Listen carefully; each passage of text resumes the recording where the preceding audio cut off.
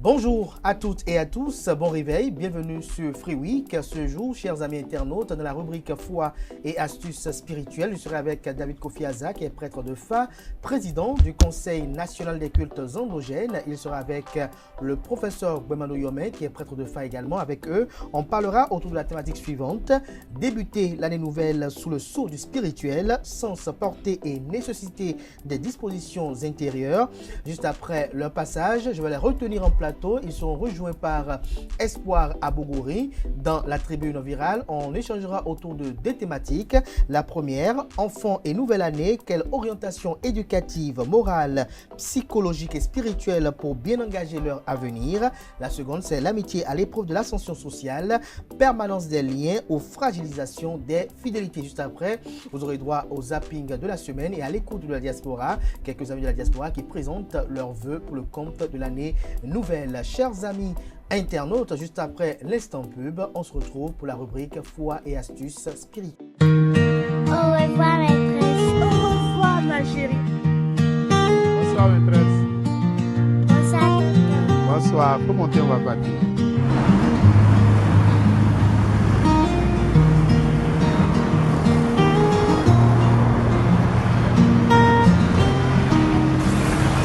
C'est ça, chauffeur, on a des carrefour d'après.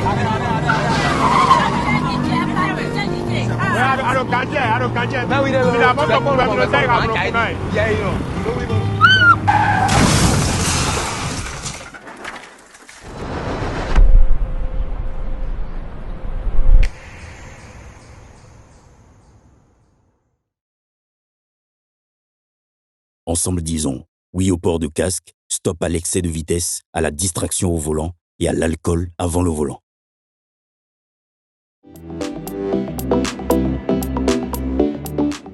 Foi et astuces spirituelles, chers amis internautes, pour le premier numéro d'émission de l'année 2025, je reçois pour vous deux prêtres de Fa.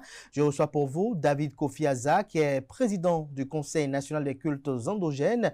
David Kofi Aza, bonjour. Bonjour. Daton Idiaselegbedo, merci d'être toujours disponible malgré l'agenda. Merci de toujours répondre à l'appel quand le besoin se fait ressentir. Je dirais, soyez-en remerciés et même bénis par les mains de nos ancêtres. Amen. Merci d'être là. Merci également au professeur Gwemano Yome, prêtre de Fa. Bonjour. Bonjour. Merci d'être aussi toujours disponible. On est au point. David Kofi Aza, nous sommes à l'orée d'une année nouvelle. La tradition nous l'exige. Et qui plus est de recevoir des vœux chaleureux de la part d'un Bokon assermenté depuis plus d'une trentaine d'années. Vos vœux à l'endroit de nos populations pour le compte de cette année, avant que nous puissions aborder quand même le sujet qui nous réunit ce matin, qui est en lien avec les dispositions spirituelles que l'on doit prendre à l'orée de l'année nouvelle. Je peux dire pour cette nouvelle année que l'invisible, les membres de nos ancêtres et l'être suprême puissent éclairer davantage chacun de nous, et éclairer ceux qui m'écoutent, ceux qui me regardent actuellement. Également, conduire le pas vers une réussite, et aussi leur procurer le bonheur, le bien-être, la santé et surtout le sens élevé de discernement. Et cela permet de pouvoir identifier là où se trouve réellement sa source de bonheur, sa source de bien-être et pouvoir y aller. Et pour la nation, je formule les vœux de stabilité et surtout de concorde nationale, pour que nous puissions ensemble, dans l'unité, affronter les défis qui sont les nôtres pour cette année 2026. Merci à vous, David Kofi Aza, professeur Gwemano Yome, même exercice. Que 2026 soit Le meilleur. micro. Oui. Que 2026 soit meilleur Oui. et que règne beaucoup de sagesse, surtout au sein de la jeunesse. Ah bon. Oui, c'est ça. Parce que c'est ça qui est très important. On remarque qu'aujourd'hui, tout le monde est dans l'émotion et on veut gagner à tout prix, on veut se montrer à tout prix, on veut avoir de l'argent à tout prix. Et c'est surtout la sagesse qu'on recommande à tous les peuples du monde entier. Et je leur souhaite mes meilleurs vœux. Vos meilleurs vœux. Alors, David Kofi Aza, on est à l'orée d'une année nouvelle. Alors, dites-nous, quel est l'intérêt, quelle est la portée des dispositions spirituelles qui sont prises à l'orée de l'année nouvelle? Il y a beaucoup de dispositions qui sont souvent prises. Mais il y a quelque chose qui va appelle de vue. Il n'y a pas une séparation étanche entre les ères. C'est-à-dire? C'est-à-dire que une année ne finit pas au 31 décembre et ne commence pas au 1er janvier. Déjà, à partir du 21 octobre, l'année qui va suivre s'installe et progressivement. Mais l'année qui est en train de finir ne finit pas le 31 décembre, mais plutôt finit le 20 mars. Donc le 21 mars est le véritable nouvel an. Mais c'est que les prémices de la nouvelle année avaient déjà commencé le 21 octobre et se terminent le 20 mars pour que la nouvelle année s'installe définitivement à partir du 21 mars. Donc la nouvelle année a déjà commencé le 21 octobre et va s'installer définitivement le 21 mars. Et l'année qui est en train de finir a commencé par finir réellement le 21 octobre et va finir définitivement le 20 mars. Donc, il n'y a pas une séparation étanche entre les ères. Donc, il y a l'ère qui est en train de finir, qui s'imbrique dans l'ère qui va commencer 3 mois avant, et ça va tirer progressivement jusqu'à ce que ça laisse place définitivement le 20 mars. Donc, le 21, la nouvelle année commence seule, effectivement. Maintenant, pendant ce temps-là, cette fusion qui s'opère entre le 21 octobre et le 20 mars qui va suivre, crée un bouleversement énergétique. Et c'est ce bouleversement énergétique qui a d'impact tant sur les êtres que sur les choses. Donc sur l'invisible comme sur le visible. Et pendant cette période-là, beaucoup de sources d'énergie sont affaiblies. Donc, si vous avez une divinité, par exemple, pendant cette période, la divinité est affaiblie.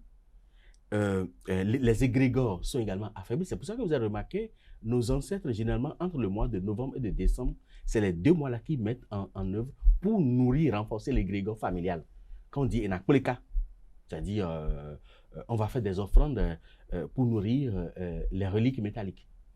Ou les Egungun, ou encore les Togwezimpe. Donc, l'égrégore est nourri pendant cette période-là pour renforcer. Et c'est la période où beaucoup choisissent même pour nettoyer leur fa, donc dans leur fa, et donner à manger à leur fa pour vitaliser davantage leur fa. Et c'est également la période où l'homme spirituellement étant affaibli devient, je dirais, un jouet, par exemple, pour les énergies les plus anodines. C'est-à-dire que c'est pour ça qu'on remarque qu'au cours de la fin de l'année, beaucoup de gens meurent, soit par accident, soit par maladie, soit par un arrêt cardiaque et tout, parce que physiquement et spirituellement, on est affaibli à cause du bouleversement énergétique qu'il y a entre l'air finissant et l'air qui va démarrer. Donc, cette jonction-là est très importante pour souligner, pour dire que c'est justement à partir de ce moment-là que l'homme doit véritablement se prendre en charge sur le plan spirituel. Et c'est également le moment de faire une introspection, parce qu'il ne suffit pas seulement de prendre des dispositions compte tenu de son credo, hein, la disposition pour accentuer une meilleure année qui va commencer. C'est vrai que l'action soutient la foi. Donc, si vous avez la foi et que vous prenez des dispositions pour une meilleure année, il faudrait également que vous posiez les actions qui accompagnent cette meilleure année-là. Si vous ne posez aucune action, que vous cantonnez seulement sur la foi, l'année sera bidon pour vous et vous allez penser que votre credo ne vous sert absolument à rien. Mais non, il faut que l'action soutienne la foi. Donc, pendant cette période-là, où vous devez faire une introspection, il faut également évaluer vos forces et vos faiblesses, vos erreurs du passé, donc de l'année qui est en train de finir, et également les perspectives réalistes. Parce que souvent, on se met des perspectives irréalisables et au bout du rouleau, on n'arrive à rien faire. Il faut que les perspectives soient réalistes. qu'on soit en mesure, compte tenu de sa capacité de mobilisation financière, qu'on se donne un certain nombre de perspectives à atteindre, mais pas ce qui est exagéré, en quelque sorte. Donc, il n'y a pas que des dispositions spirituelles qui s'imposent, mais il y a également des dispositions vraiment intellectuelles, des dispositions mentales et également une rétrospection qu'il faudra forcément faire parce que, étant donné que nous sommes dans la chair, nous sommes susceptibles de faire des erreurs, d'avoir des comportements fautifs, parce que dans la spiritualité, le péché n'existe pas. On adopte des comportements fautifs qu'il faut forcément expier ou nettoyer. C'est pour ça qu'au cours de la fin de l'année, beaucoup font des rituels de substitution qu'on appelle kulion, des rituels d'expiation qu'on appelle flou pour demander un rééchelonnement de dettes ou un nettoyage psychique de ces comportements fautifs, demander au Seigneur du karma d'alléger un peu les peines compte tenu des actes négatifs qu'on a eu à poser par le passé. Donc, c'est tout un mélange, mais il faudra commencer par l'action, puis après venir la foi. Professeur Gouverne-Riomé, quelle est votre lecture spirituelle du Nouvel An? Et déjà, avant de rentrer dans une nouvelle année, Oui. il y a ce qu'on appelle des prédispositions qu'il faut prendre. Le micro, un peu, Et- pour qu'on vous entende, oui. Et décidément. Allez-y. Et notez bien que on parle d'année académique, d'année politique. C'est vrai, mais puisque l'homme étant en miniature ou bien microcosme, il n'y a qu'en réalité que cet être-là, en miniature, est influencé par des planètes.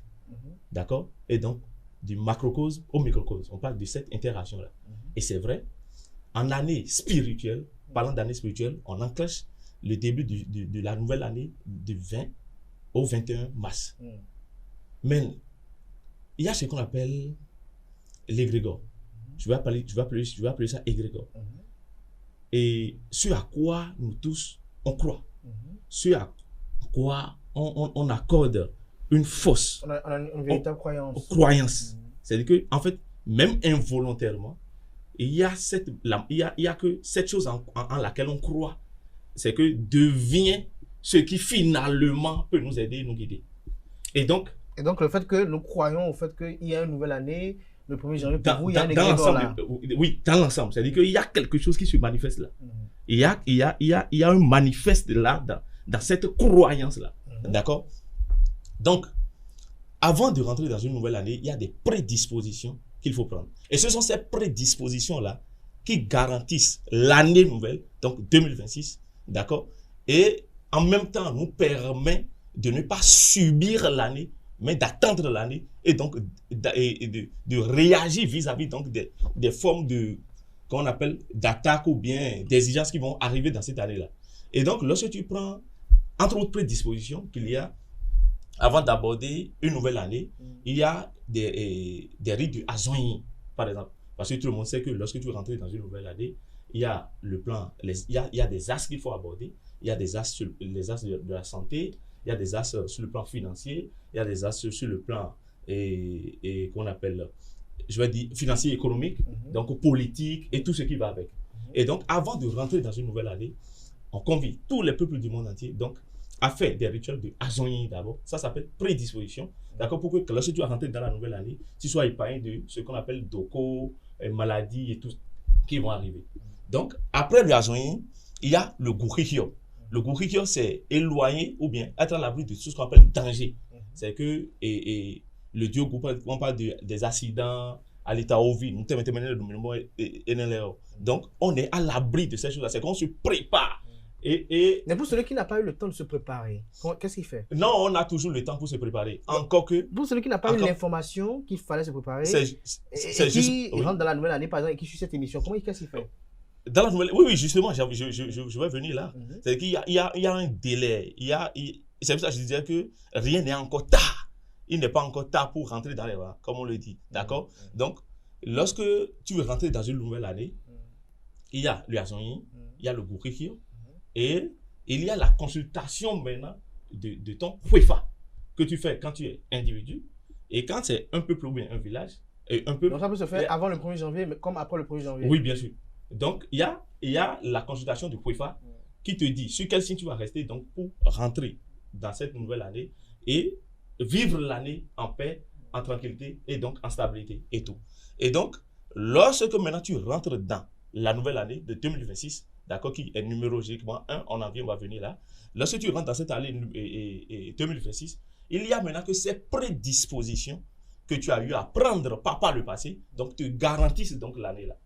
Bien évidemment, si tu respectes les prescriptions donc de ton Bokoron, de ton maître spirituel et tout ce qui va avec. Donc, on est confronté à deux problématiques là. Il y a l'année académique, c'est-à-dire que tout le monde sait que nous sommes en 2026, et il y a l'année spirituelle, d'accord, qui vient en masse, mais qui ne se fête pas, à moins que tu sois sachant. Sachant et spirituel, comme l'a dit David Kofi Aza. Voilà. Alors, David Kofi Aza, pour celui qui n'a pas fait les rituels de substitution que vous avez parlé tout à l'heure, qui n'a pas fait les rituels d'échelonnement de paiement de dettes karmiques, si on peut le dire ici, est-ce que s'il ne l'a pas fait avant le 1er janvier, est-ce qu'il a des moyens de se rattraper après le 1er janvier? Si oui, lesquels? Même si on n'a pas pu faire les rituels afférents, parce que vous savez, chaque peuple a développé des rituels. C'est ce que nous disons là, je dirais, pas seulement pour, je dis pas, c'est pas pour le Bénin, c'est même régional. Je dirais, ça dit que au nord, ils ont d'autres méthodes pour affronter la nouvelle année, et dans certaines peuplades, hein, même du sud ici, ils ont d'autres méthodes pour le faire. Et la méthode Agatado, c'est ça qui consiste à ce que nous disons là. Donc, ce n'est pas, on ne pourra pas généraliser ça même au Bénin ou encore au-delà du Bénin. Donc, même celui qui n'a pas fait, puisqu'il y a des gens qui ne croient pas du tout à la tradition, hein, mais qui vivent très bien. En plus, si par exemple, des gens, quelqu'un qui croit beaucoup plus au judaïsme ou alors aux enseignements hébraïques, par exemple, il va utiliser d'autres techniques d'expiation et qui n'ont rien à voir avec ce que nous faisons ici. Donc, de toutes les façons, c'est une période où, compte tenu de son credo, il faudra subir ce que nous appelons la pénitence, pour être beaucoup plus général, puis après la purification, et puis après la programmation énergétique pour la nouvelle année. Donc, ça peut se faire à tout moment, compte tenu de ce en quoi le musulman saura comment le faire, le chrétien catholique saura comment le faire, l'évangélique aussi saura forcément comment le faire. Mais de toutes les façons, il faut forcément expier, il faut se purifier et il faut programmer son année pour que l'année se passe bien. Là, tout ça, c'est sur le plan spirituel. Spirituel, avant de revenir à professeur Boumano Yomé, est-ce qu'il peut arriver que l'intéressé décide de s'en passer? L'intéressé peut décider de s'en passer, mais cela n'empêche pas la nature de jouer son rôle. Lequel? D'équilibre? D'équilibre, mais pas seulement, mais de compensation. C'est-à-dire que, vous savez, la nature fonctionne par compensation. Donc, tant qu'il n'y a pas quelque chose pour arrêter un événement négatif, l'événement négatif va se produire. La nature s'en moque si on meurt ou si on est malade ou si on fait un accident. La nature s'en fout de tout ça. Donc, si vous ne prenez aucune disposition pour empêcher un danger de vous atteindre, le danger va vous atteindre. Quoi qu'en soit, ce en quoi vous croyez, ça va vous atteindre. Et donc, si on suit bien le professeur David Kofi Aza, il faut immanquablement quand même prendre des dispositions. Oui, et naturellement. Il faut prendre une disposition. Tout à l'heure, vous avez parlé du Khwefa qui peut être fait avant le 1er janvier ou après le 1er janvier. Oui. Alors, lorsque le Khwefa, lui, il est effectué en tant que prêtre de Fa, qu'est-ce que vous conseillez à celui qui a à qui on a fait des révélations de son Khwefa? Peut-être le signe est mauvais, peut-être le signe est très bon. Qu'est-ce qu'il faut, quel comportement avoir dans les deux cas? Déjà, aucun signe n'est mauvais pour le Bokoron, mais pour le prêtre du Fa. Donc, ça dépend de comment est-ce que vous avez abordé le signe. Ça dépend de quel traitement vous avez apporté donc, au signe de Fa qui est arrivé. Et donc, lorsque tu prends ton Khwefa, il y a forcément des traitements que le Bokoron a posés. D'accord? Et dans ces traitements, il y a aussi quand même des interdictions, des dispositions que le Bokoron t'invite donc à prendre, d'accord, pour pouvoir réussir l'année. Mais il y a maintenant le relais qui vient. Moi, je classe souvent les relais dans les offrandes qu'on fait aux entités, d'accord, les bains, les feuilles, que le Bokor appelle les farmans et autres qui viennent après et tout. Sinon, lorsque tu fais ton Khouifa, il y a des règles strictes, d'accord, que ton fa, mon Khouifa qui n'est pas forcément ton Khouifa, son Khouifa qui n'est pas forcément mon Khouifa. Donc, il y a forcément des règles strictes, d'accord, qui vont avec chaque signe de fa. Je vous parle d'exigences, d'accord. Et donc, le respect de ces règles-là, le respect de ces exigences-là, vont t'amener quand même donc, à réussir ton année. Et c'est vrai, il y a aussi une question. Le tout ne suffit pas d'aller faire une consultation de Khouifa, mais il y a aussi, après le Khouifa, est-ce que tu es arrivé quand même donc à faire les travaux que le Bokor a proposés et le traitement que le Bokor a proposé? Parce qu'il y en a qui vont faire les consultations de Khouifa juste pour les faire. Et donc, après, ils se disent, mais j'ai fait Khouifa malgré tout. Mais non, il ne suffit pas d'aller faire une consultation de Khouifa pour avoir l'information spirituelle. Non, mais il faut aussi, après avoir reçu l'information spirituelle, faire le traitement pour pouvoir donc te mettre à l'abri des dangers et tout. Maintenant, lorsqu'on ne parle pas on parle pas de quelqu'un qui n'est pas forcément dans le domaine des IFA. Il y a que, on est en train de faire même un travail comme ça, dans le programme que j'ai sorti, le magazine Programme Spirituel Torah que j'ai sorti. Dans ce programme, on a dit que, compte tenu des déplacements de chaque planète, compte tenu des mouvements de chaque planète, il y a une forme d'influence, d'accord, qu'on ressent, d'accord, qu'on capte sur l'homme, sur l'humain, d'accord, sur la nature, les êtres et tout ce qui va avec. Et donc, compte tenu de ces influences, tu sais quoi faire. C'est-à-dire que même quand tu es catholique, tu es croyant, religieux, n'importe comment, il y a des prières que tu peux faire, d'accord? C'est vrai, dans les religions, il y a des prières de combat, il y a des prières d'attirance, il y a des prières de tout. Donc, compte tenu de cette position, de ce moment-là, d'accord, où tu te trouves, il y a des choses que tu dois faire. Et on a aussi fait des études, on a aussi poussé les études vers l'utilisation des bougies, d'accord? Les types de bougies qui vont avec, d'accord, le temps qu'il fait. Et la période qu'on est en train de vivre, traverser là. Donc, ça, c'est quand tu n'es pas dans le domaine de l'IFA. Donc, ça veut dire qu'il y a un peu, il y a quand même un peu de tout. Il y a, comment on appelle, on a fait un travail pour que quand même, que tu sois à n'importe quel bord, c'est qu'il y a quand même quelque chose que tu dois faire pour pouvoir rentrer dans la nouvelle année. Donc, parlant d'IFA, c'est déjà les consultations, les sacrifices et le respect des interdictions de ton Bokoron. Et parlant de non-croyants, d'accord, je dis non-croyants, et c'est les rituels de prière, d'ablution, de purification, d'utilisation des bougies et tout. Vous voyez, merci. David Kofi Azak, qu'avez-vous nous dire au sujet du Khouifa, au niveau de la consultation du Khouifa également, quel est votre message à l'endroit de ceux qui ne croient pas au Fa, mais qui aimeraient bien quand même prendre des dispositions pour la nouvelle année afin qu'elle soit féconde et prise d'événements heureux? Vous savez, le Fa n'est pas la seule voie qui permet de porter les messages de l'invisible. Mais c'est parce que le Fa a fait objet d'un décret royal que ça a pris le pas dans notre pays. En fait. Maintenant, si vous ne croyez pas au Fa, vous pouvez peut-être, je donne un exemple, hein, si vous croyez à la numérologie par exemple, vous pouvez additionner votre chiffre de vie et le chiffre de l'année. C'est quoi le chiffre de vie déjà? Le chiffre de vie s'obtient à partir de votre chiffre de nom et de votre chiffre de naissance. C'est-à-dire que le nom et prénom que vous portez peut être de façon tétractice, réduit en un chiffre compris entre 1 et 9. C'est ce que nous appelons la science pythagoricienne des nombres. Parce que dans la numérologie, il y a plusieurs disciplines. Mais la meilleure, c'est la science pythagoricienne des nombres qui comporte en son sein que de 1 à 9, mais pas au-delà. Oui.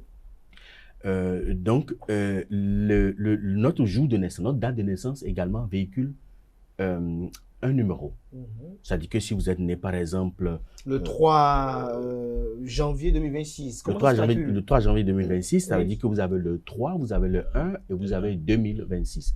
2026 qui est déjà 1, plus le 3, plus le 1, et ça fait 5 pour vous. Ça veut dire que votre chiffre de naissance, c'est le 5. Et quand c'est le 5, par exemple, pour l'exemple, qu'est-ce que ça symbolise? Le 5, c'est la quintessence, c'est la lumière vie, c'est l'étoile, au fait.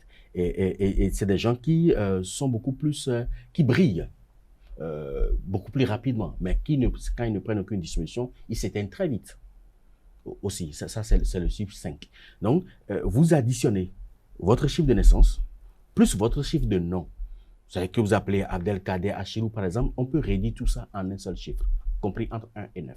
Comment le A Le A, c'est égal à 1. C'est en fonction de la position de l'alphabet. Voilà. Donc, en fait, la réduction tétratis théosophique, vous additionnez le tout, le chiffre de naissance et le chiffre de nom, vous avez votre chiffre de vie. Votre chiffre de vie moins 1, c'est votre chiffre d'incarnation passée. À part de ce chiffre-là, on peut dire exactement ce que vous avez été par le passé.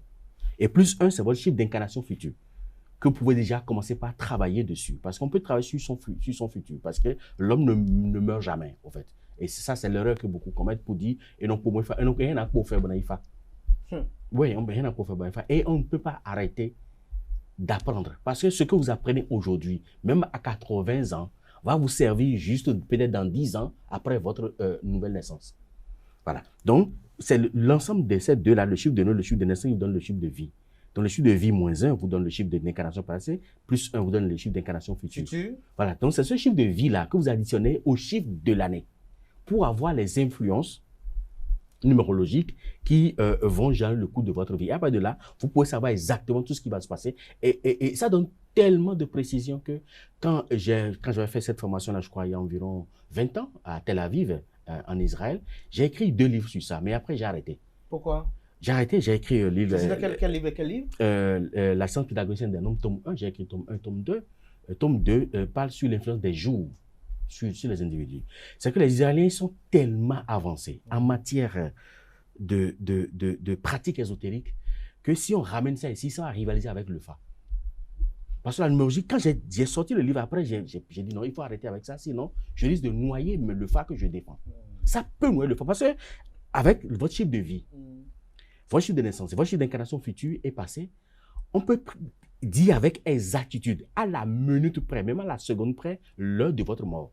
C'est le jour où vous allez mourir, et où vous allez mourir, et dans quelles conditions vous allez mourir. C'est que la précision est telle que, moi, j'ai pris peur, j'ai dit, il faut ranger. Et depuis près de 15 ans, j'ai rangé cette science-là. Je n'en parle même plus. Pourquoi? Non, parce que ça va faire noyer. Vous ne voulez noyer. pas vous mettre les bocaux à dos? Non, pas les bocaux à dos. Non, c'est que ça va, si le jour, je vais commencer à développer ça.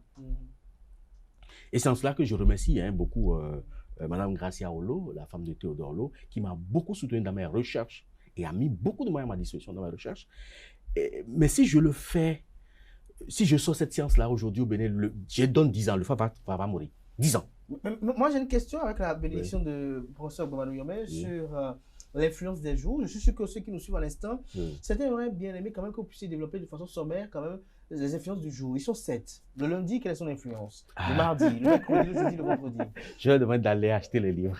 Non, mais de façon sommaire. De façon sommaire, ça peut amener quand même. Parce que le livre, vous avez parlé de un tome 2, donc il ne peut pas avoir tout. Non, sur le tome 2 a parlé exclusivement de l'influence de chaque jour. Voilà. Du début jusqu'à la fin. Justement. De lundi, de mardi, de mercredi. Et avec précision, en fait. Et vous ne pouvez pas dire un livre en 2 minutes, David Kofi Azar. Non. Le lundi, c'est quoi? Quelle est l'influence? Faites-nous cette gratitude de jouir de cette connaissance. Parce que tout ce que je peux dire, ceux qui sont nés le lundi, c'est des gens qui sont beaucoup plus lunatiques. C'est-à-dire qu'il ne faut jamais se fier à leur premier dit. Parce qu'ils peuvent à tout moment revenir sur la décision. C'est des gens qui sont en quête de perfectibilité. Ils ont une duplicité de personnalité. Ils n'ont pas une duplicité, mais ils sont élitistes. C'est-à-dire qu'ils recherchent le meilleur, quoi. C'est-à-dire qu'ils ont déjà posé un bon diagnostic, hein, mais même après, ils continuent toujours de réfléchir. Ils ont le mal de la perfection. Voilà, et ils vont revenir encore sur ça à chaque fois. Eh ben, les mardis, c'est des gens qui sont apparemment calmes, mais ils sont dangereux. Ah bon? Ouais. Ils sont dangereux. Dangereux dans quel sens? C'est des gens qui sont apparemment calmes. Les martiens, parce que c'est des martiens, et les lundis, c'est des gens qui sont liés à la lune. Et quand vous les touchez, vous touchez leur point sensible, quand ils commencent pas à raisonner, vous allez les méconnaître. Mais quand ils sont bien, les gens de mardi, ils sont serviables. Ils peuvent s'étendre, vous allez passer sur eux. Mais quand leur sensibilité est touchée, ils sont vraiment, vraiment, vraiment désagréables. Et ils raisonnent très fort. Et quand on parle de mercredi, c'est des gens qui sont bruts. Bruts? Oui, les mercredi sont bruts. C'est des gens qui sont... agressifs? Non, ils ne sont pas agressifs, mais ils sont bruts. C'est des gens qui... ils n'adoptent pas le langage diplomatique.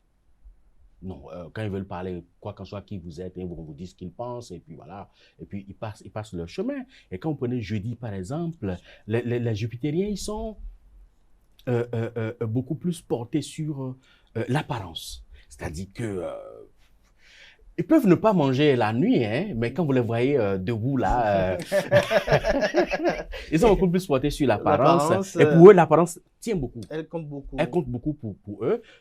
Les Vénusiens, c'est ceux qui sont le vendredi. Mais là, c'est les sensationnels. Ces gens, leur problème, c'est des bonobos. Vous connaissez les bonobos? Non. Quand il est triste, il fait l'amour. Quand il est en joie, il fait l'amour. Quand il est blessé, il fait l'amour. C'est des gens qui sont portés sur le sexe. Ah bon? Mais c'est pour ça que le langage, quand on dit sacrifier au Vénus, c'est faire l'amour qui veut dire sacrifier au Vénus. Donc, c'est des gens qui sacrifient au Vénus à tout moment. Ils n'ont que ça. Mais il faut dire donc, si le vendredi, il doit faire l'amour tout le temps, alors? Les gens de vendredi, ils aiment beaucoup le sexe. Ils aiment beaucoup le sexe. Ils aiment beaucoup le sexe. Et si lui, par exemple, de façon atypique, il n'aime pas le sexe, il doit s'y adonner beaucoup plus pour être... Non, naturellement, les Vénusiens aiment toujours le sexe, mais ils aiment les réalisations. Le Vénusien, il peut même être à pied, mais il est chez lui. Il fait tout pour construire. Il fait tout pour avoir une stabilité environnementale. Et celui qui est le lundi, le mardi, le mercredi, il n'aime pas les réalisations. Surtout les jeudis, là. Jeudi peut être en location et conduire une voiture de 30 millions. Un jupitérien, il peut être en location, il va conduire une voiture de 30 millions.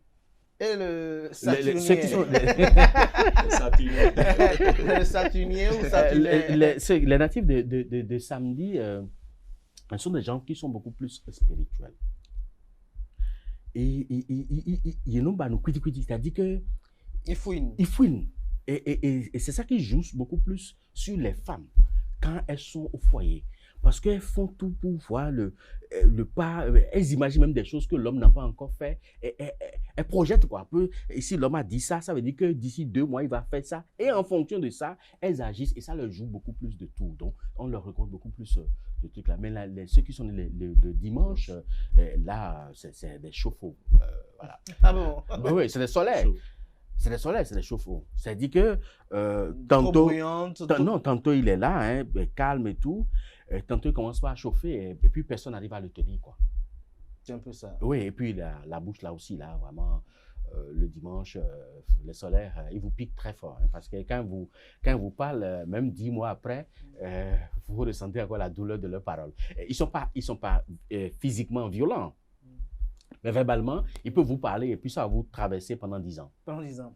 Alors, professeur Gouvernement, tout à l'heure, vous avez parlé de numérologie de façon très expéditive. Est-ce que vous nous donnez une lecture numérologique de l'année 2026? Bon. 2 plus combien? Oui, voilà, 2026, ça fait 2. Plus 0, ça fait 2. 2 plus 2, ça fait 4. 4 plus, ça fait 10. 10, 1 plus 0, ça fait 1. Donc, 1, on va dire, c'est le commencement. C'est le leadership, c'est l'engagement. Commencement ou recommencement? Donc, est-ce qu'on va dire recommencement? Bon, commencement. Ce qui est sûr, c'est le début. Ok, ce qui est sûr, c'est le début. Il y a un début. Parce qu'on a dit tout à l'heure que ça fait 1 à 9, une nouvelle R. 1 à 9, ça veut dire qu'à 9, ça revient à 0. Ça veut dire qu'on recommence encore. Ça veut dire que 1, dans cette année 2026, les gens qui vont procrastiner, les gens qui vont prendre du temps à se décider, à s'engager, 2026, ce n'est pas pour eux. Et c'est justement pour cela qu'on accorde l'avantage pour les personnes qui sont sous l'influence de l'élément feu. C'est-à-dire que ce sont des gens qui sont impulsifs, qui sont debout. Donc 2026, c'est beaucoup plus pour les gens qui sont influencés par l'élément feu. Les signes de feu? Les signes de feu, tu vois un peu. Donc si on parce que c'est Lion, Sagittaire. Oui, il y a Lion. Sagittaire. Bon, moi je suis pas. On a dit ça avec Rabitan l'autre fois. On a dit ça avec Rabitan. Donc c'est l'engagement, c'est le leadership. C'est que ce sont des gens. 2026 a besoin des gens qui veulent créer, qui sont beaucoup plus créatifs, qui sont réactifs. Donc, si tu n'es pas dans ça, il faut changer de veste et te mettre au pas. Et donc, comme ça, 2026 sera avec beaucoup plus de... Mais c'est très bon. C'est très bon. C'est parfait. Donc, il faut beaucoup plus travailler, se mettre à la tâche pour gagner. Donc, en fait, c'est ce que tu donnes que tu vas recevoir. Donc, quand tu ne donnes pas, tu ne vas rien recevoir. Donc, c'est ça. C'est un peu ça. Avant de revenir à David Kofi Azza, j'ai une question à vous. Qu'avez-vous à dire à ceux qui n'ont pas les moyens, qui traversent des périodes quand même assez douloureuses et qui ont envie de prendre quand même des dispositions pour que cette année-là leur soit quand même un peu aisée? Les gens qui n'ont pas de moyens, ça dépend de leur bord aussi. Ça dépend de leur Peut-être bord. qu'ils croient aux femmes et ils se disent que bon, il n'a pas les moyens pour souscrire Oui. à la grosse facture, comme beaucoup on va lui donner peut-être pour les rituels expiatoires. Voilà, c'est ce qu'on dit. Il croit au fa. C'est-à-dire que forcément, il a un Bokoron. Mais quel était son comportement vis-à-vis du Bokoron par le passé? Est-ce que c'est quand lui il a problème qu'il appelle le Bokoron? Est-ce que c'est quand lui il est en difficulté qu'il va vers le Bokoron? Il faut le fuir. Ah bon? Même il faut le fuir. C'est pas quand il a problème, mais quand on veut rentrer dans la nouvelle année. Allô, Bokoron, vous êtes là? Je peux passer vous voir? Ah, ça fait 3 jours. Hein. Non. Mais si c'est quelqu'un qui a été docile, qui tout le temps prend et qu'on appelle des nouvelles du Bokoron, assiste le Bokoron et tout, de temps en temps. Je dis de temps en temps parce qu'il faut quand même dormir chez le Bokoron. Il faut prendre le banc, on n'est pas à l'église. Donc, quand c'est ce genre de personnes, le Bokoron n'hésite pas. On a fait des consultations de repas aux gens. On a fait des travaux spirituels aux gens sans 1 franc. Quand on dit Bokoron, ça dépend de ton approche vis-à-vis du personnage. Est-ce que vous comprenez? Donc, et nous aussi, Bokoron, on arrive quand même à les classer. On les connaît très bien. Oui, il y a des gens que c'est quand ils ont besoin. David Kofi a besoin de classer aussi. non, mais quand ils ont besoin de toi, c'est là tu vois, ils commencent par t'écrire message, ils commencent par venir chez toi, te saluer et tout. Vous voyez un peu? Donc, quand quelqu'un qui est dans le monde de la médecine traditionnelle, d'accord, et a besoin d'un soutien autre, il se rapproche de son père spirituel. Et le père spirituel est mieux placé pour l'aider, pour le guider. On n'a pas forcément besoin de l'argent pour aider les gens dans notre domaine. Maintenant, dans les autres domaines aussi, il y a aussi que dans la religion et autres, là, tout ça est prévu. À la mosquée aussi. Mais vous allez voir, c'est justement parce que, c'est justement la raison pour laquelle vous allez voir des organisations, souvent vers les fins d'année, il y a des prêtres de phare, des ronons qui organisent les choses en groupe. En groupe pour faciliter, d'accord, et la faisabilité donc des rituels de fin d'année. C'est-à-dire qu'en groupe, vos cotisations de 1000 francs, on fait des consultations pour vous ensemble, on fait des travaux de coulure ensemble, on fait des cérémonies d'azonien ensemble. Est-ce que la portée elle est même lorsque je suis seul face à... Mais à mon c'est-à-dire que tu n'as pas trouvé une nourriture et sorcier te donne à manger, tu refuses. Donc en attendant, ça commence par te sauver. C'est comme si les sacrifices de Tofa que nous faisons, ça n'agit pas, ça agit.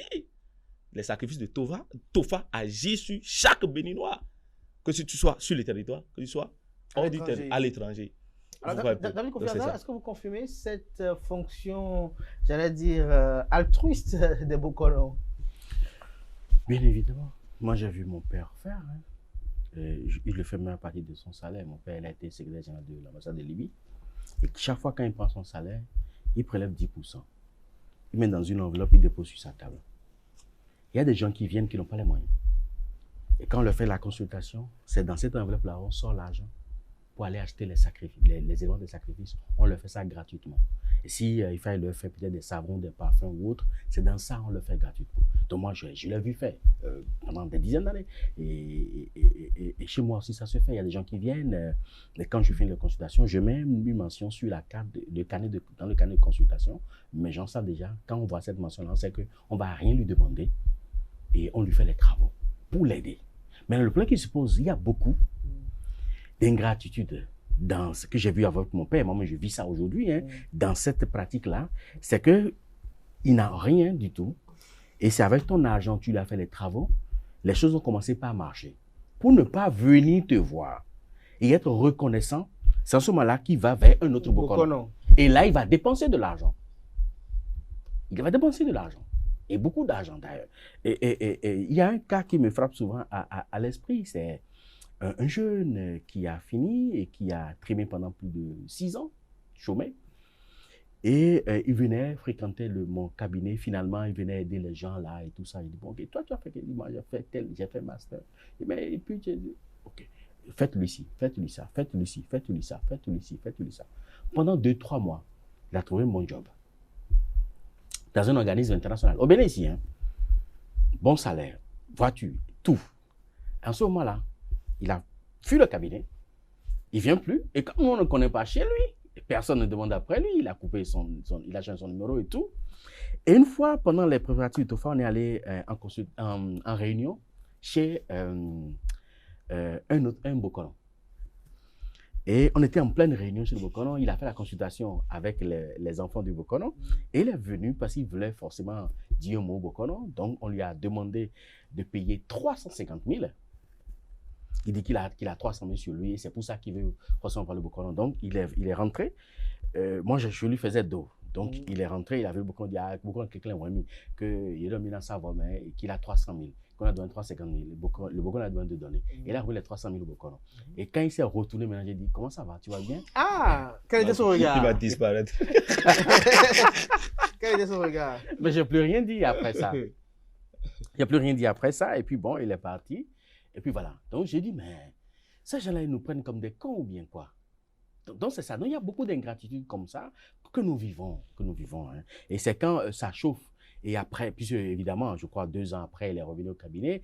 Et moi, j'ai dit aux gens, le minimum pour un sacrifice que je dois faire dans mon cabinet, c'est 200 000. S'il n'en passait, il n'a qu'à aller ailleurs. Ah bon? Ben oui.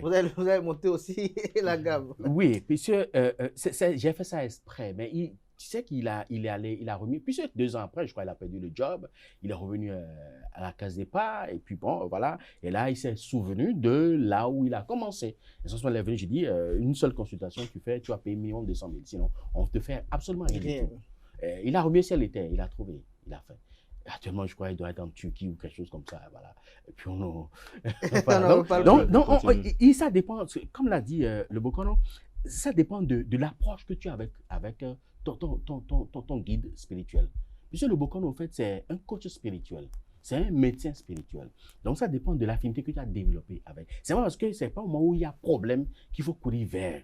Même s'il n'y a rien, il faut développer un lien de fraternité avec le Bokono. Et tu viens, même si tu n'as rien, même naturellement, le Bokono même a du mal. Il y a des gens qui fréquentent mon cabinet depuis 20 ans, 25 ans. Mais quand ils viennent aujourd'hui, moi, j'ai du mal à leur dire payer 1 000 francs, même pour consultation. Parce que même s'il n'y a rien du tout, ce n'est pas grand-chose, même si c'est une bouteille de whisky, même si c'est 5 000 francs à Ouado Benoît, je suis venu juste te saluer, c'est que ça touche le Bokono, ça touche le Bokono. C'est symbolique. C'est symbolique. Et tu sais bien que le Bokono se dit, s'il a plus que ça, il va me donner plus que ça. Donc, on a envie de faire plus pour lui, pour qu'il en ait plus pour nous donner. Pas forcément parce qu'on en fait, non. Mais la reconnaissance est très intéressante parce que ça donne une sensation morale au Bokono. Moi, je suis Bokono, mais je ne bois pas. Mais pourtant, je demande aux gens, ah, whisky, non, mais apporte-moi whisky. Mais je mets là et puis je donne ça aux gens. Mais au moins, c'est une sensation morale qu'on a pour dire, ce que je fais sert l'humanité. C'est utile pour quelque chose. Donc, moi, j'invite à ceux qui nous regardent, je les invite à développer beaucoup plus de fraternité entre eux et leur guide spirituel, tant que le guide est bien pour eux. Parce que ce n'est pas quand vous avez problème. Si c'est quand vous avez problème que vous venez, il va vous facturer très fort. Merci à vous, David Kofi Aza. Merci également au professeur Bouemanou-Yomé. Bouemanou-Yomé, un petit commentaire pour conclure par rapport à ce sujet que nous avons développé. Et donc, on doit... Il faut prendre les dispositions. On doit prendre les dispositions pour que l'année se passe très bien. Non pas pour subir ce qui va arriver, mais être prêt à agir et à attaquer. Et surtout, c'est bientôt la fête du Vaudou, les Vaudou Days. Vivement donc que la fête soit belle parce que moi je serai du côté de l'Inde. Et donc, c'est ça. C'est ça. David Kofi Aza, votre conclusion? Ben, ma conclusion, c'est que cette année 2021 est une année très favorable pour entreprendre. Pour commencer quelque chose comme le chiffre 1 l'indique, c'est la monade, le gemme actif de la création. Donc, les énergies sont favorables à la créativité. Donc, il faut beaucoup innover cette année. On peut déjà poser les jalons et après continuer, mais il faut poser les jalons, il faut beaucoup innover cette année 2026 et puis ça va forcément porter. Merci à vous, David Kofi Aza. Merci au professeur David et au professeur Bouemanou-Yomé. Chers amis internautes, à présent, on passe à la tribune virale. La tribune virale, Espoir Abogouri, bonjour. Bonjour Abdelkader. Coach en parentalité positive, merci d'être là. David Kofi Aza, professeur Bouemanou-Yomé, bonjour à nouveau, merci d'être resté. Alors, Espoir Abogouri, ils l'ont fait avant vous. Nous sommes à l'orée de l'année nouvelle. Vous allez regarder devant la caméra et dire quelques mots à l'endroit de nos amis internautes, à l'endroit de tout le monde, des vœux. Comment on le fait? Voilà. Alors, merci beaucoup pour cette opportunité. Bonne fête. Tous mes meilleurs vœux. vivement que cette année vous inspire afin que vous puissiez accompagner vos enfants pour pérenniser vos actions dans l'onction, dans la grâce et avec l'accompagnement des bandes de nos ancêtres. C'est très important parce que de l'ancienne corde, nous devons tisser la nouvelle et à travers la nouvelle se pérennisera notre lignée et notre culture. Tous mes vœux.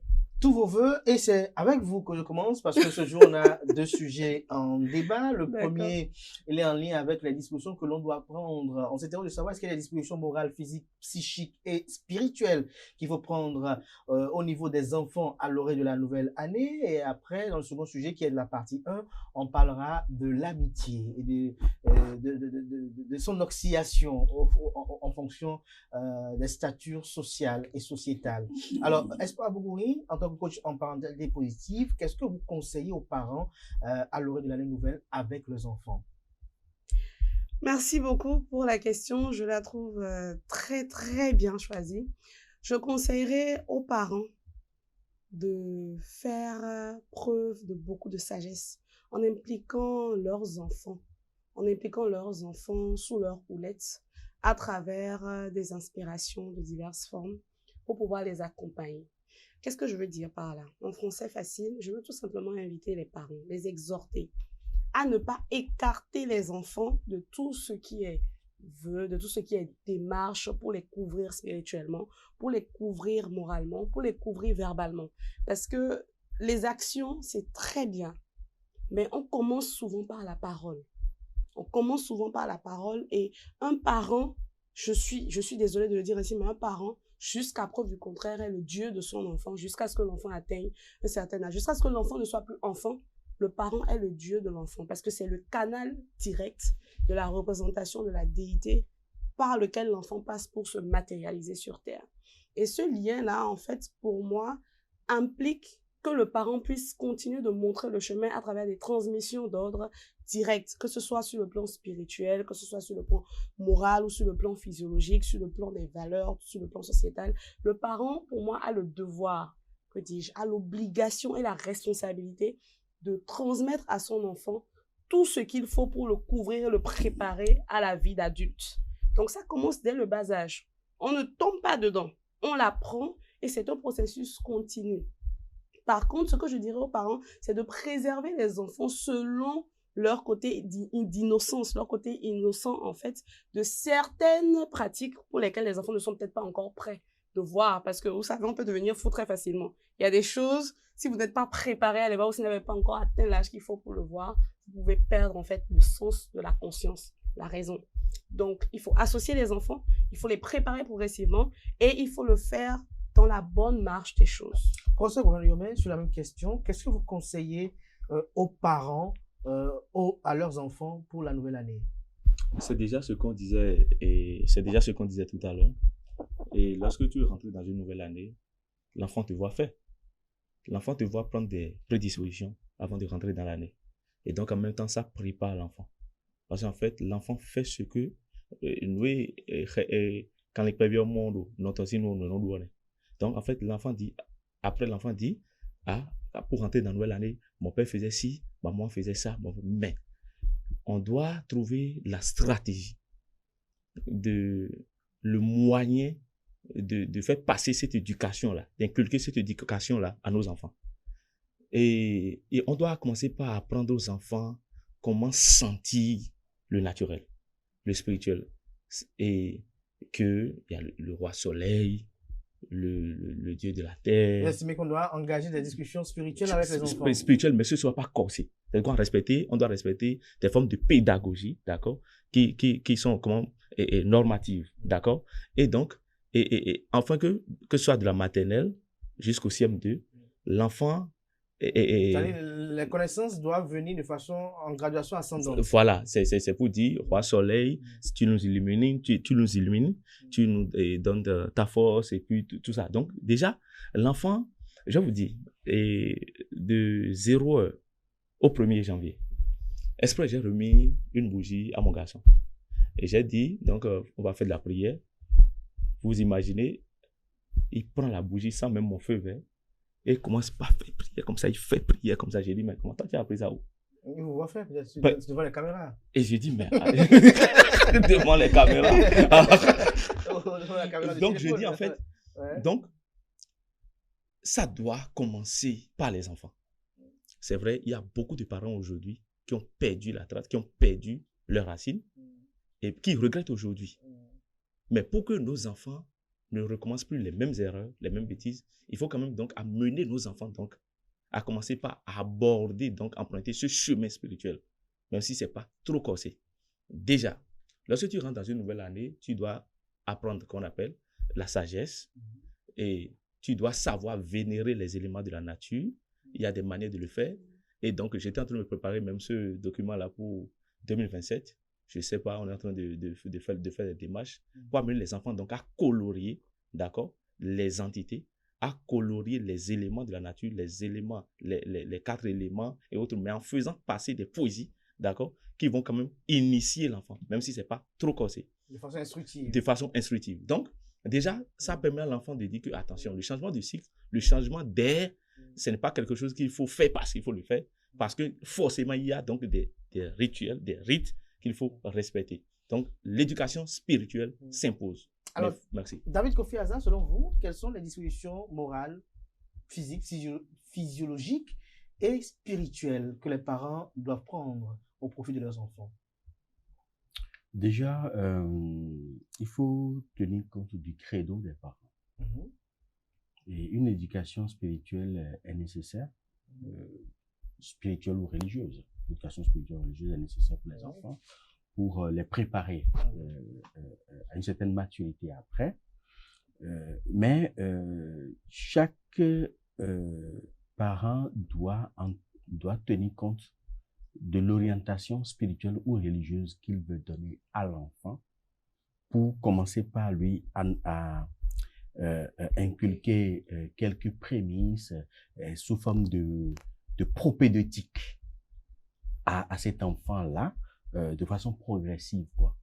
Donc, on ne peut pas cataloguer pour dire voilà ce qu'il faut faire, mais il faut forcément des enseignements instructifs, introductifs, soit à la spiritualité, soit à la religion, compte tenu du credo du parent ou des parents. Des parents. Mais est-ce qu'il n'y a pas des dispositions spécifiques au profit des enfants? Lorsque nous rentrons dans la nouvelle année et que moi, par exemple, je fais des bains de substitution, je formule des vœux, je dis que tout ce que, on l'entend souvent, hein, tout ce que l'ennemi me fait, que ça retourne à l'envoyeur. Et les enfants, eux, est-ce qu'il n'y a pas des dispositions spécifiques à prendre pour eux? Est-ce qu'il ne faut pas les protéger, eux? Est-ce qu'il ne faut pas, à un moment donné, prendre soin d'eux autrement, de façon particulière? C'est pour ça que j'ai dit, chaque religion ou chaque courant spirituel a forcément développé des méthodes, des techniques ou des rituels par rapport à ça. Donc, c'est compte tenu. Maintenant, quand on vient de la tradition, c'est évident de pouvoir faire, mais ce n'est pas tout ce qu'on fait qu'il faut forcément faire à l'enfant. Voilà, c'est là où j'allais quand même aborder le côté spirituel. Tout ce qu'on fait. C'est pas tout ce qu'on fait qu'il faut forcément faire à l'enfant. Parce qu'on entend très souvent, David Kofi Azza, j'ai revu tout à l'heure avec le professeur Benoît Guillaumet, que les gens disent parfois que lorsque le parent est assez protégé, et lorsque les attaques spirituelles vont vers lui et que ça rétoque, parfois ça rejaillit sur les enfants. On entend parfois dire que lorsque le parent a effectué un vrai pèlerinage spirituel à travers plusieurs contrées, que l'enfant après devient un enfant, j'allais dire, de fête, de nom. Il est comme une épave de la société. Non, c'est pas vrai. C'est pas vrai. C'est-à-dire que ce que je dis, c'est que ce n'est pas tout ce que nous faisons, les parents font pour rentrer dans la nouvelle année, qu'ils doivent faire aux enfants. Il faut éviter ça. Parce que psychologiquement, cela peut amener l'enfant à croire qu'il n'y a que ça qui compte. L'année dernière, moi, j'ai subi cette expérience avec un de mes garçons qui en a fait certaines choses hein, parce qu'il allait aller au bac. Et puis, au cours de l'année, il refuse d'étudier. C'est normal. Et c'est le fils du grand David Kofi Hazard. et ces professeurs, le grand David Kofi Hazard lui a voilà. préparé. Donc, ces professeurs le sermonnent et dit, il raboute même les professeurs, il dit que lui a déjà admis aux examens, hein, que pour lui a déjà son bac en poche et puis le bac. Et voilà, et puis c'est pas nécessaire d'étudier. Et quand j'ai appris ça, le directeur m'a appelé, je me suis rendu à l'école, j'ai dit, mais non, c'est pas parce qu'il est l'enfant de professeur Kofi Hazard qu'il faut pas, il faut le frapper s'il le faut, même si la loi interdit. Moi, je vous dis, il faut le châtier parce qu'il doit avoir son bac. Mais curieusement, il n'a pas passé ses leçons, donc il a eu le bac. C'est terrible. Oui, ça veut dire qu'il avait vraiment confiance en ce que Non, mais ça, il faut éviter. Il avait des bases. Il avait des bases. Oui, il faut peut-être ça, mais il faut éviter de faire croire aux enfants que les réalités ou les rituels spirituels constituent tout. Il faut éviter que les enfants ne tombent dans ce piège-là. Dans ce piège-là. Voilà. Alors, avec vous, on va progresser dans le débat et je vais aborder un sujet quand même assez délicat avec Espoir Abogouin, qui est coach en parentalité positive. Que font les parents lorsqu'ils ne sont pas ensemble et que nous sommes dans la nouvelle année et qu'un parent estime que je dois faire telle protection à mon enfant parce que j'ai pas très confiance en la belle famille, j'ai pas très confiance aux parents de mon conjoint avec qui il est, j'ai ouï dire peut-être dans le phare qu'il y aurait peut-être de la sorcellerie de tel ou tel autre côté. Alors, qu'est-ce que le parent qui n'est pas en odeur de sainteté avec le conjoint avec lequel il a eu son enfant, comment il fait pour avoir un accord pour protéger cet enfant-là? Comment il fait à l'heure de l'année nouvelle? Est-ce qu'il appelle juste l'enfant pour juste lui formuler les vœux? Qu'est-ce qu'il fait? Espoir Abogouin. Merci beaucoup pour la question. J'ai 3 cas actuellement. Voilà. J'ai 3 cas actuellement. Je ne vais pas révéler de nom, mais je vais donner des spécificités. J'ai 3 cas et parmi ces 3 cas, il y a un des cas où c'est des parents qui au départ appartenaient à une confession religieuse commune et après l'un a pris la tangente à refuser parce qu'il trouvait que c'était un peu aveuglant, pardon. Et les 2 autres cas, c'est une autre appartenance religieuse en fait qui veut qu'ils soient tout le temps en train de prêcher et que le second partenaire en réalité est problématique et serait un sorcier. Et on voudrait même à la vie de son propre enfant, quoi. L'un, c'est 2 enfants et l'autre, c'est 1 enfant. Donc, ce que j'ai conseillé tout simplement à ces 3 parents-là, sur les 3, il y en avait 2, c'était les papas, malheureusement, qui étaient traités de sorciers, en griffe, par la belle famille et la maman, malheureusement. Et je leur ai dit que c'est important de lâcher prise. Vous savez, à un moment donné, quand vous êtes des parents et que vous êtes compris pour concevoir un enfant, et que l'enfant est né du fruit d'un amour commun, il ne sert à rien de tirailler sur des broutilles ou de s'asseoir en fait sur des inepties en griffe. Votre enfant est votre descendance, c'est votre lignée. Si vous faites des prières à votre niveau pour protéger votre enfant, c'est suffisant. Vous pouvez l'appeler pour lui souhaiter des vœux. Il n'est aucunement question de dire dans l'oreille de votre enfant, « Ah, ta maman sorcière là, c'est elle qui veut pas que je te voie. Ah, ta maman là, a dit que je suis sorcière. » L'enfant n'a rien à voir avec vos chamailleries d'adultes. L'enfant a besoin de son monde d'enfant pour grandir. L'enfant n'a pas besoin de vous entendre médire de l'un des 2 parents parce que plus tard, en fait, il vous fuira. Donc, ce qui est important de noter en tant que parent, c'est que quand vous êtes le parent qui est traité de sorcier, lâchez prise. Moi, je recommande simplement de ne pas chercher à faire quoi que ce soit, à part soi-même, c'est pour protection et prier pour son enfant. Moi, c'est vraiment la recommandation directe que j'ai à faire parce que c'est ce que j'ai dit à ces parents-là. Je leur ai dit, vos enfants, ce sont vos enfants, mais ils ont aussi leur propre énergie. Vous n'êtes qu'un canal pour eux. Bien vrai, vous avez le droit et la possibilité de protéger vos enfants, mais vous rendrez des comptes si vous impliquez vos enfants dans des protections dont leur énergie à eux n'ont pas besoin, pour laquelle ils n'ont pas donné leur quitus. Donc, personnellement, j'aime beaucoup votre question parce qu'elle est d'actualité à mon niveau. Et j'ai dit à ces parents-là, la maman qui te dit que tu es sorcier et autres, elle est dans ce qu'elle vit actuellement. Ça va lui passer, le temps finit par faire passer chaque chose. Il ne faut pas lui en vouloir, il faut lâcher prise. L'enfant est lié à vous. L'enfant porte votre nom de famille.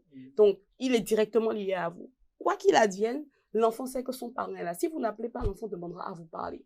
Donc, quand vous allez... Oui, allez-y. Quand vous allez entrer en contact avec votre enfant et que votre enfant vous dira que « Ah, maman, si, maman, ça. Non, maman est dans son droit, tu restes avec maman pour telle chose et tout. Écoute, il faut prier avec maman, il faut faire tout ce que maman demande de faire, que tu ressens positivement et tout. Et moi, je te souhaite tous mes vœux. Qu'est-ce que tu veux pour cette année ?»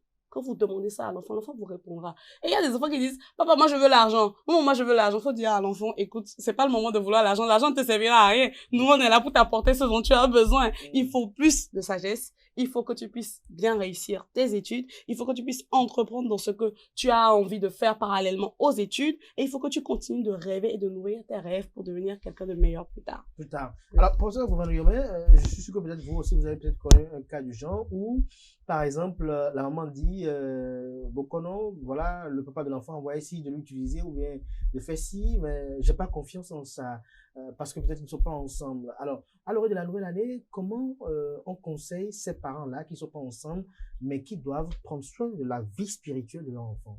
C'est très facile. Et le nom à Gonilonia Yamiza. Et le mot, le verdo. En fait, il y a une différence entre, je vais dire la religion, je ne veux pas nommer, la religion et la tradition. Il y a une différence.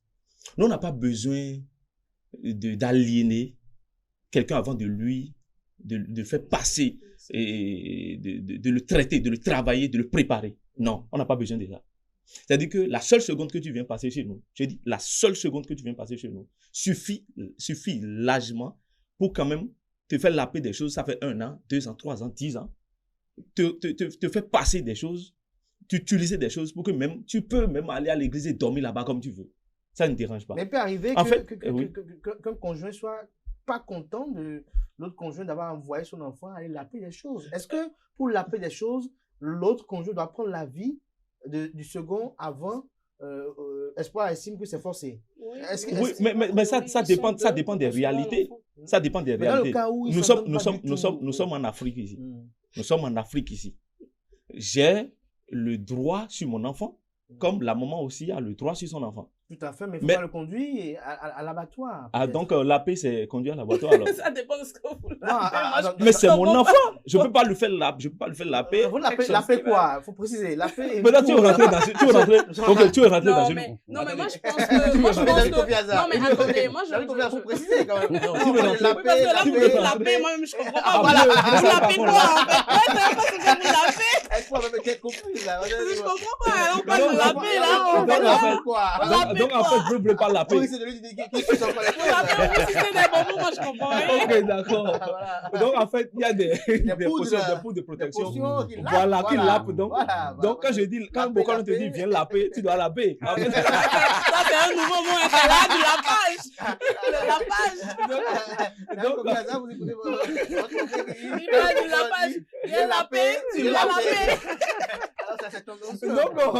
Donc, vous voyez, donc mon enfant qui me voit faire, l'enfant aussi fait, parce que nous sommes dans un contexte de protection et autres. Parce que en fait, lorsque ça va commencer par mal tourner, c'est le même papa là qu'on va appeler pour dire tiens, viens le main. Et en fait, c'est ça. Donc, les réalités ne sont pas les mêmes. Du moment où le père ne refuse pas à la maman d'amener son enfant à l'église, la maman aussi ne peut pas interdire à son enfant peut-être de suivre en partie son papa. Mais le papa peut être peut-être celui qui va beaucoup à l'église et ça peut être la maman qui va au couvent. Mais la maman, c'est ça que je vous ai dit tout à l'heure. Tu vas chez ta maman. Ta maman est en train de passer des portions. Là, j'ai plus dit la paix. La maman est en train de passer des portions. Mais l'enfant peut passer, la mère peut passer des portions à son enfant. Est-ce que on a besoin de faire un procès pour ça? On n'a pas besoin de procès pour ça. Tout à fait. Mais même en Allemagne, on a qualifié les gens malgré leur réalité, leur appartenance à des clans, à des ordres. Donc, c'est pas un problème. Tout est question d'éducation. Madame Kofi Azar, la question à votre endroit, qui est un prolongement, j'y arrive, de l'argumentaire du professeur Gouvernement. Entre les deux parents, qui est responsable de la vie spirituelle de l'enfant? C'est l'homme. Pourquoi l'homme? Parce que c'est l'homme. D'abord, ce n'est pas conseillé que la femme passe de Bokono en Bokono. Ce n'est pas bien. Pourquoi? Quand je dis ce n'est pas bien... On est devenu la paix, c'est ça? Non, pas Non, pas forcément, forcément. parce que à force de vouloir forcément avoir un peu plus ou un peu plus de pouvoir, on risque de recevoir des choses qu'on n'arrive pas à contrôler par rapport à la femme. Donc, ce n'est pas bien que ce soit la femme qui s'occupe de la vie spirituelle de l'enfant. Il faut que l'homme prenne sa responsabilité. Maintenant, il y a des hommes qui sont des flemmards. Et qui ont démissionné. Ouais. C'est des pleutres, quoi. À la limite des catins. Et qui, pour qui la vie spirituelle, la sécurité spirituelle de leur enfant ne leur dit absolument rien du tout. Ils n'ont que dalle, en fait. Et quand c'est comme ça, la femme est obligée de porter le pantalon, de prendre son enfant au dos et de courir. Si le risque est là, parce qu'elle ne peut pas voir le risque, voir l'enfant et laisser l'enfant périr. Mais comme l'homme, véritablement, la femme est obligée de prendre sa vie. Donc, dans ces cas rares, on ne peut pas en vouloir la femme. Mais dans la plupart du temps, ce n'est pas très bien que ce soit la femme qui court vers le Bokono. Ce n'est pas bien. Très bien. Il y a une question à poser à tout un chacun d'entre vous ici. On commence par Tata Espoir, comme on le dit. Pour vous, quelle est la connotation des vœux que formulent les parents à leur enfant? Qu'est-ce que les parents doivent faire à l'endroit de leur enfant aux premières heures du Nouvel An? Moi, je dirais simplement qu'il faut déjà à l'orée d'une première. Je dirais même que pour moi, c'est la transition. Pour moi, ce n'est pas à partir de 0 heure. Pour moi, c'est avant et en entrant. C'est-à-dire la transition entre ces deux moments-là, en fait. Pour moi, ces moments-là, c'est des moments où il faut faire des affirmations positives. Il faut déclarer. Il faut associer les énergies positives et rester quand même pour dire des affirmations positives. C'est-à-dire qu'il faut préparer l'enfant à rentrer dans l'année selon son âge. Selon sa tranche d'âge, l'enfant peut lui-même, vous allez lui demander de prendre un biquet, une feuille et d'écrire des affirmations positives. Qu'il sache lui-même ce qu'il estime qu'il voudrait pour l'année qui vient et qu'il le formule en positivité. Et qu'il commence à faire ça. Et quand l'enfant commence à écrire des phrases positives comme ça, même en écrivant, son cerveau commence à être tourné positif. Vous voyez un peu. Et donc, à partir de ce moment-là, quand vous êtes en train de commencer la transition, pour moi, c'est de rassembler tous les enfants, en fait, un peu comme le cercle de famille, papa, maman, les enfants, tout le monde, en réalité, et de dire ces affirmations positives-là pour qu'elles puissent se concrétiser pour l'année dans laquelle on est en train de rentrer.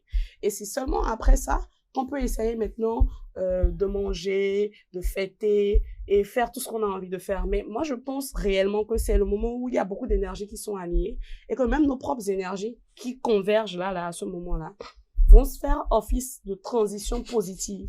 Donc, réellement, il serait vraiment de bon ton que les parents, les enfants et les grands-parents, s'il y en a en présence dans la maison, puissent s'unir en fait d'une même voix pour déclarer positivement en rentrant dans la nouvelle année.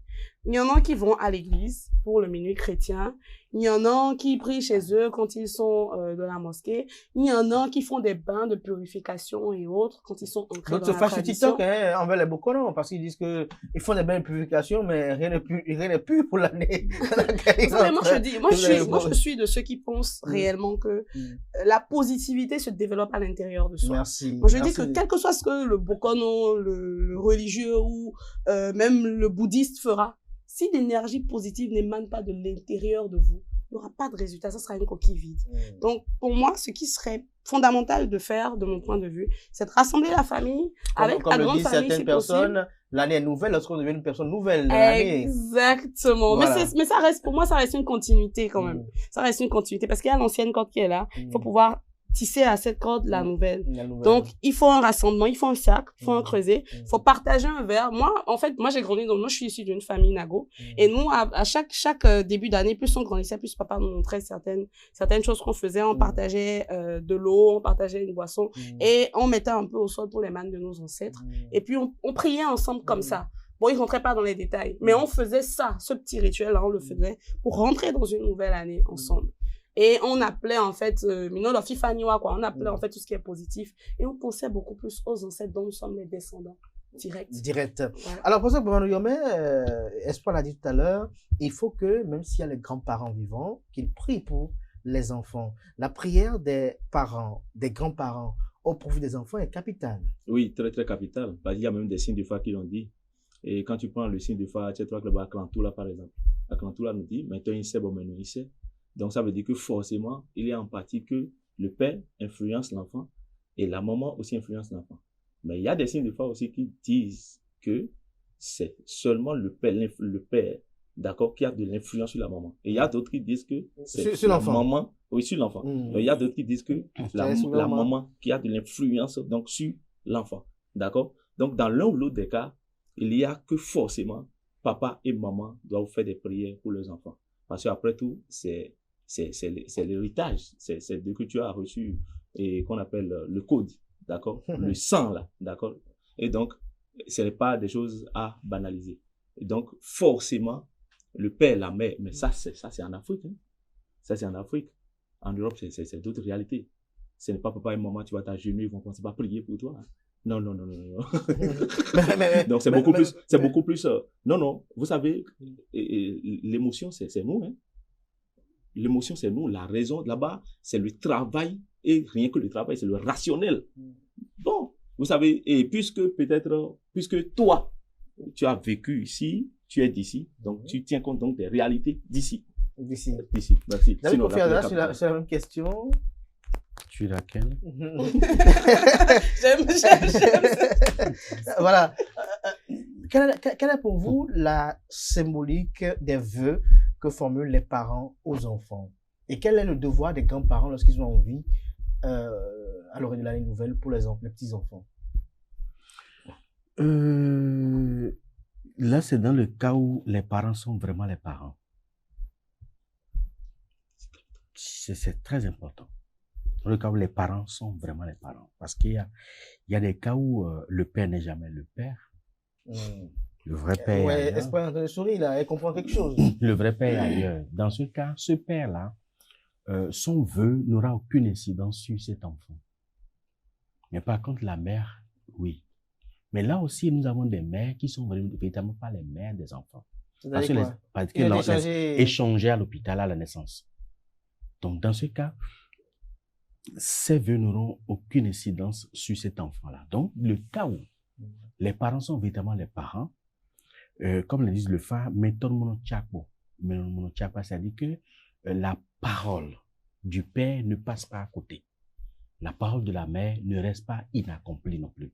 Donc, quand les parents, de façon sincère et de façon solennelle, prophétisent directement, l'enfant peut être peut-être à 10 000 km, et d'ici de chez vous, vous pouvez faire des vœux pour cet enfant-là. Ça va se concrétiser. Et la meilleure prière, c'est celle qu'on reçoit de ses parents. Ce n'est pas la prière que vous recevez de vos pasteurs ou de vos prêtres. Ça ne veut absolument rien dire. La meilleure prière, c'est celle qu'on reçoit de ses parents. Maintenant, si on a les grands-parents qui sont encore en vie, je crois que c'est une bénédiction. Donc, il faut forcément recevoir la bénédiction de ses grands-parents. Donc, le papa reçoit la bénédiction de ses parents et déverse cette bénédiction-là sur ses enfants à lui. Il n'y a pas de raison que ça ne s'accomplisse pas. Ça va s'accomplir. C'est très important. Très belle conclusion sur ce sujet avec vous, David Kofi Azza. Espoir Bogouri, on va embrayer sur l'autre sujet qui nous réunit ce matin, qui est l'amitié à l'épreuve de l'ascension sociale. Espoir, est-ce que vous êtes arrivé une fois d'avoir été surpris d'un ami avec qui vous avez tout partagé dans le passé, mais parce que désormais, peut-être, il n'est plus à pied, il est à voiture, désormais, Espoir, les change. Oui, parce qu'il est nommé. Alors, oui, c'est des situations qui arrivent, c'est des situations de la vie courante. Il arrive que vous ayez des proches qui, du jour au lendemain, sont nommés et tout. Ce sont des proches qui n'étaient pas préparés à ça. Je donne un exemple simple. Vous et moi, nous sommes amis d'enfance ou nous sommes amis d'école. Nous avons fait les bancs ensemble. On s'est vus ensemble. On allait l'un chez l'autre. On a littéralement partagé beaucoup d'épreuves ensemble de la vie et on s'est dit qu'en grandissant, quand on allait accomplir de belles choses, on allait quand même rester ensemble ou se tenir la main. Mais il s'avère qu'un matin, moi, je suis nommée ministre de l'enseignement secondaire ou ministre en charge du social. Et ministre de la famille. Oui, ou de la famille, voilà. Un jour, je suis nommée et vous m'appelez, je ne décroche pas. Je vous vois, je vous rencontre et tout. Vous dites que vous m'appelez, je ne décroche pas, je vous rassure. Vous rappelez encore, je ne décroche pas. Et puis voilà, du jour au lendemain, on n'est plus en contact, mais vous dites, ah, mais Espoir a changé. On a fréquenté ensemble, on a fait plein de choses ensemble. J'appelle, elle ne décroche pas, je la vois, elle me nargue, mais qu'est-ce qui se passe? Pourtant, on était des amis très liés. Laissez-moi vous dire que moi, quand ça m'est arrivé, j'ai juste pris du recul. Heureusement que j'ai appris à prendre du recul. Ah, ça vous est arrivé? Oui, moi, ça m'est arrivé. Et quel était le choc? Alors, d'abord, non, directement, ça m'a choqué quand j'ai vu la personne, que je lui ai dit, et que la personne m'a dit, ah non, mais j'ai pas vu, je montre. Ah, mais, je dis, ok, d'accord, d'accord. Là, j'ai fait une pause.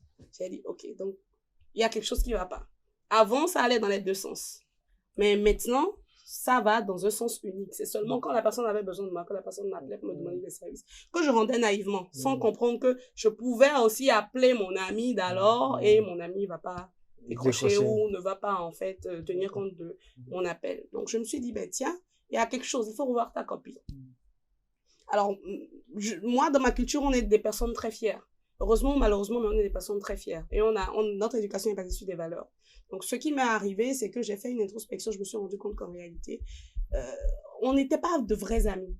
Parce que quand vous êtes de vrais amis, quand vous avez vraiment traversé des choses ensemble, même quand la personne n'a pas le temps et que ses fonctions d'élu lui imposent de ne pas se rendre disponible pour vous, quand la personne trouve un bout de temps, la personne peut vous envoyer un petit message. La personne peut vous appeler, ah, tu m'as appelé, écoute, je t'ai envoyé, j'étais machin. Écoute, on se retrouve au coin habituel, on fait telle chose, je suis désolée, je suis telle. Écoute, je viendrai vers toi pour me faire pardonner pour toutes les fois ou machin. Et puis, vous passez à autre chose. Et quand ça ne se fait pas, ça ne s'observe pas, et que c'est quand la personne perd sa stature, son rang social, ses titres, la personne revient maintenant à vous pour dire, ah, mais l'amitié, là, j'avais mis une pause, hein, où est-ce qu'on en était? Mais là, il y a un gros problème. C'est que vous avez un problème de personnalité déjà vous-même. Et ensuite, vous n'avez pas su choisir vos amis et vos amis n'ont pas su vous choisir. Ce ne sont pas de vraies amitiés. On dit souvent que l'argent, le pouvoir révèle la vraie nature des personnes. Et je suis de nature très loyale. Si je vous connaissais il y a 20 ans et vous étiez à pied, et qu'aujourd'hui, moi, j'ai évolué, je dois vous faire évoluer avec moi. Et on sera toujours ensemble, en fait. Je fonctionne comme ça, en cercle restreint. Est-ce que le professeur Bouamé a été victime aussi d'une telle situation, d'une amitié qu'il a surprise au regard des liens de fidélité qui ont été fragilisés en raison d'ascension sociale? Oui, c'est normal. C'est normal. Et c'est des faits qui sont très courants. Vous voyez? Ce sont des faits qui sont très courants. Et on comprend ça. Mais là, en fait... Vous comprenez ça? Oui, on comprend ça. Parce qu'il faut vraiment une ouverture d'esprit pour pouvoir comprendre ça. Et c'est sans rancune, en fait. Et ça passe à la crème. Ah bon? Oui, ça passe à la crème. Mais il y a aussi cette attention-là que il y a un signe de phare qui nous rappelle, qui nous dit de faire attention par rapport à ça aussi. Il faut juste trouver le moyen d'utiliser le lien amitié là.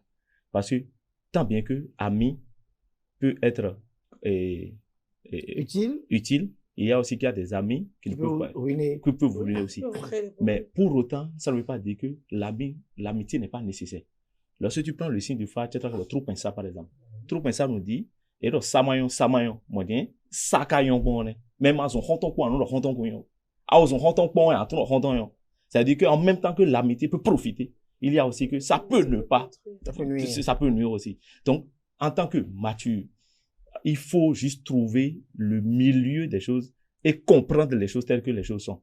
Et c'est sans rancune. Maintenant, lorsque tu dis que l'autre est ton ennemi, ou bien l'autre peut-être prend de la distance vis-à-vis de toi, et que toi, ça c'est ta conception. Mais lorsque tu te mets à la place de l'autre aussi, lui aussi il dira que c'est l'autre, finalement, qui s'est écarté de lui, alors que, en fait, ce que tu penses, c'est ça lui il pense. Je ne sais pas si vous me comprenez. C'est-à-dire que, toi tu dis que non, lui, et non, il godin, et non, allez, non, moins de midi. Ça, c'est toi qui le dis. Mais l'autre aussi te dit que non, que ouais, sous maintenant, il faut dialoguer alors. Il faut dialoguer. Donc, il faut juste trouver le milieu, le juste milieu pour pouvoir, sinon ce sont des choses qui se prennent. Il y a des gars. Bon, mais le gars, attention, et le gros, voix, dis donc, voix. C'est là, oui. Il y a des gars, on est alors. Et donc, vous. Oui, mais il y a quelque chose, des subtilités. Hein. Mm. Mais si nous on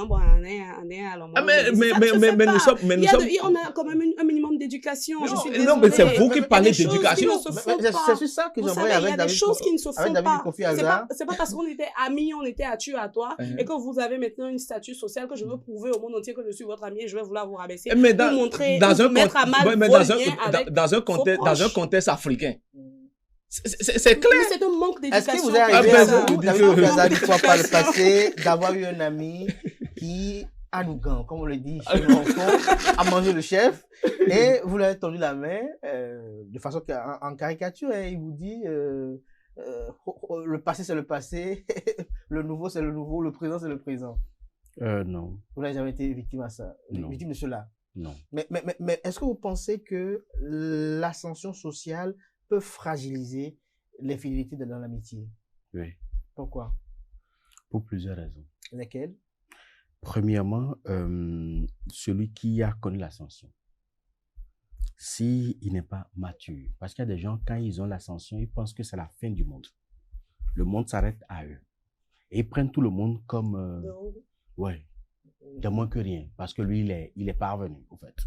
Et là, c'est souvent des parvenus qui font ça. Des gens qui n'ont jamais espéré être à ce niveau dans leur vie. Et quand ils atteignent ça, ce sont eux qui font ça. Et généralement, moi, ça m'est jamais arrivé parce que dès que vous êtes... Vous n'avez pas d'amis? D'abord, je n'en ai pas. Je n'ai pas d'amis. Pourquoi? Non, je n'ai pas d'amis. Vous n'avez pas d'amis beaucoup, non? Non, je n'ai pas d'amis. J'ai des collègues. Des confrères. Ouais, j'ai des confrères. ça, Ah, ça, j'aime ça. beaucoup cette philosophie. J'ai des confrères. Oui. Donc, déjà, moi, quand on a un lien d'amitié que vous devenez chef, moi, du coup, je prends du recul. Pourquoi vous allez prendre du recul? Systématiquement, moi, je prends du recul pour ne pas vous frustrer. Surtout si, peut-être, j'ai été votre bocoron, par exemple, et que vous devenez député. Écoutez, j'ai coaché plein de gens qui sont devenus députés, ministres, et même au-delà. Je prends du recul systématiquement. Pourquoi? Maintenant, si vous m'appelez, je viens avec le respect dû à votre rang. Ce qui se passe, le plan qui se passe aujourd'hui, quand quelqu'un connaît l'ascension, l'autre avec qui il a été en amitié, moi, je l'ai vécu, hein, avec des amis avec qui, pas des amis, presque des frères, avec qui je suis resté chez mon oncle ensemble. Et à un moment donné, quand ils viennent me voir, hey, Azar, non, je dis, arrête ça, quoi. Non, mais je suis d'accord. Je dis, C'est arrête pas ça. possible. Et c'est ce que vous faites, et après vous dites que quand on est à un certain niveau, on ne vous considère pas. Non. Donc, quand je viens vers la personne qui a pris de l'ascension, je viens avec le respect dû à son rang. Maintenant, si lui-même m'invite dans son intimité à être dégagé dans son intimité, ça c'est autre chose. Et je ne confonds pas ça en public. Ça reste dans l'intimité. Et quand on sort de là, le respect absolu. C'est une question. Mais la deuxième chose, il y a des gens, dès que l'autre connaît l'ascension, ils estiment que parce qu'on a été amis ou presque frères, il doit forcément me prendre la main et me faire évoluer. Si la position qui est la sienne, en ce moment-là, ne le permet pas de le faire tout de suite, vous êtes obligé de patienter si vous voulez qu'il vous porte la main. Mais il y a des gens qui ne patientent pas et ils commencent pas à médire celui qui a connu l'ascension. À aller nous gagner son métier. Il ne reconnaît plus personne. Et quand l'autre commence pas à entendre ça, il va prendre du recul. Mais j'ai une question à vous poser à tout un chacun. On va faire le tour de table ou d'assises, si on peut le dire ainsi. Espoir Bobouri, pour vous, c'est quoi l'amitié déjà? Quelle est sa manifestation? Comment elle se manifeste? Comment elle se distingue? Alors, moi, je dirais tout simplement que... Parce que parfois, on a comme l'impression que les gens parfois confondent les compagnons Oui. aux amis, les connaissances aux amis. Aux amis, les collègues, les connaissances, la forme de lien de C'est qui l'ami? Oui, C'est qui vrai. l'ami? En fait, l'ami, c'est celui-là qui est présent pour vous dans les moments les plus inimaginables de votre vie. Que ce soit les bons comme les mauvais. L'ami, c'est celui-là qui vous tient la main dans les moments les plus sombres. En fait, l'ami s'apparente un peu à votre alter ego. L'ami, pour moi, s'apparente un peu à votre... le sentiment que votre parent le plus proche manifeste à votre égard. L'ami le manifeste. L'ami, c'est celui-là qui s'oublie à votre profit. Celui-là qui est capable, en fait, de donner, je vais le dire ainsi, de donner sa main à couper pour Il vous. voit en vous une duplication de C'est-à-dire- sa personne. pas nécessairement une duplication. Non, pas une duplication. Pas une duplication, mais c'est celui-là, en fait, qui sait se mettre à votre place pour vous comprendre et vous accepter malgré vos différences. C'est celui-là qui sait vous sortir du trou quand il peut et qu'il en a l'occasion, l'opportunité, même quand vous ne criez pas au secours. L'ami, en fait, c'est celui-là qui est avenant. C'est celui-là, en fait, qui est protecteur. C'est celui-là qui sait vous dire la vérité. C'est-à-dire, quand tu fais mal, là, même si tout le monde est en train de te caresser dans le sens du poil, ton ami va te dire, ah ouais, ah fodji, ne fais pas ça. Tu vois, ça, c'est ton ami. Ton ami, c'est celui-là qui te respecte et qui respecte ta position par rapport à certaines choses, tes valeurs, ta culture. Tu peux être musulman, je vais être chrétienne, et on sera de meilleurs amis. Sans que, en fait, ce lien-là que chacun a par rapport à sa religion ne puisse entraver cette amitié, mais que chacun puisse respecter l'appartenance religieuse ou traditionnelle de l'un comme de l'autre. Pour moi, c'est ça l'ami. Mais non, je voudrais apporter une petite précision qui est très importante. Je pense que le professeur David Kofi Azal a dit, quand on est ami réellement et qu'on a quelqu'un qui connaît l'ascension, il faut prendre du recul. Pourquoi prendre du recul? Il faut prendre du recul parce que vous ne savez pas encore ce que cette personne-là va subir dans son ascension et qui va agir sur cette personne parce que vous n'êtes pas à sa place. Et à aucun moment, vous ne pouvez ressentir ce que cette personne ressent. Sa personnalité prend un coup. Son environnement change. La personne aussi doit s'adapter au changement. Et maintenant, vous aussi, vous devez faire une mise à jour de votre logiciel. Ce n'est plus le ouais, c'est comment. C'est plus ça. Tu vois, c'est ça, en fait, qui crée des problèmes dans notre environnement. Et c'est pour ça que je tiens à préciser que c'est une question d'éducation. C'est une question d'éducation. Ce n'est pas des choses qu'on apprend à l'école. C'est des choses, en fait, qu'on observe, qu'on apprend en écoutant, par exemple, en écoutant chacun de nous ici et en observant ce qui se passe autour de nous. Et c'est ça qui crée les plus grands problèmes. C'est pas parce que quelqu'un est ami à vous. Vous savez, des gens vous observent, qu'il a été nommé ministre ou député, qu'il va tout de suite vous sortir de l'ornière, ou qu'il va tout de suite, il va se mettre la corde au cou parce qu'il a aussi des fonctions, il a des obligations, il a des responsabilités. Mais si la personne vient vers vous, il va dire, ah, mais mon ami là ne m'appelle plus, c'est comment, j'ai plus de ses nouvelles depuis, mais qu'est-ce qui se passe? La personne, dans un moment d'intimité, va penser à vous appeler. Ah, depuis que j'ai été nommé là, j'ai juste vu ton message et tout. Et puis après, plus rien, silence. Ah, je voulais pas te déranger. J'ai compris que mais il y a d'autres amis aussi qui vont trouver que vous êtes gonflé. Non, mais ça n'engage que. Ça n'engage que. Parce que quand ils seront à votre place, ils comprendront. Ils jugent de loin. Mais quand ils vont porter vos chaussures, ils vont porter vos vêtements, ils comprendront. Pour vous, c'est qui l'ami? L'ami de mon vous, si vous n'avez pas d'amis? Bon, ça dépend de ce que tu appelles ami. C'est justement, qu'est-ce que vous appelez ami? Ça, c'est juste un mot.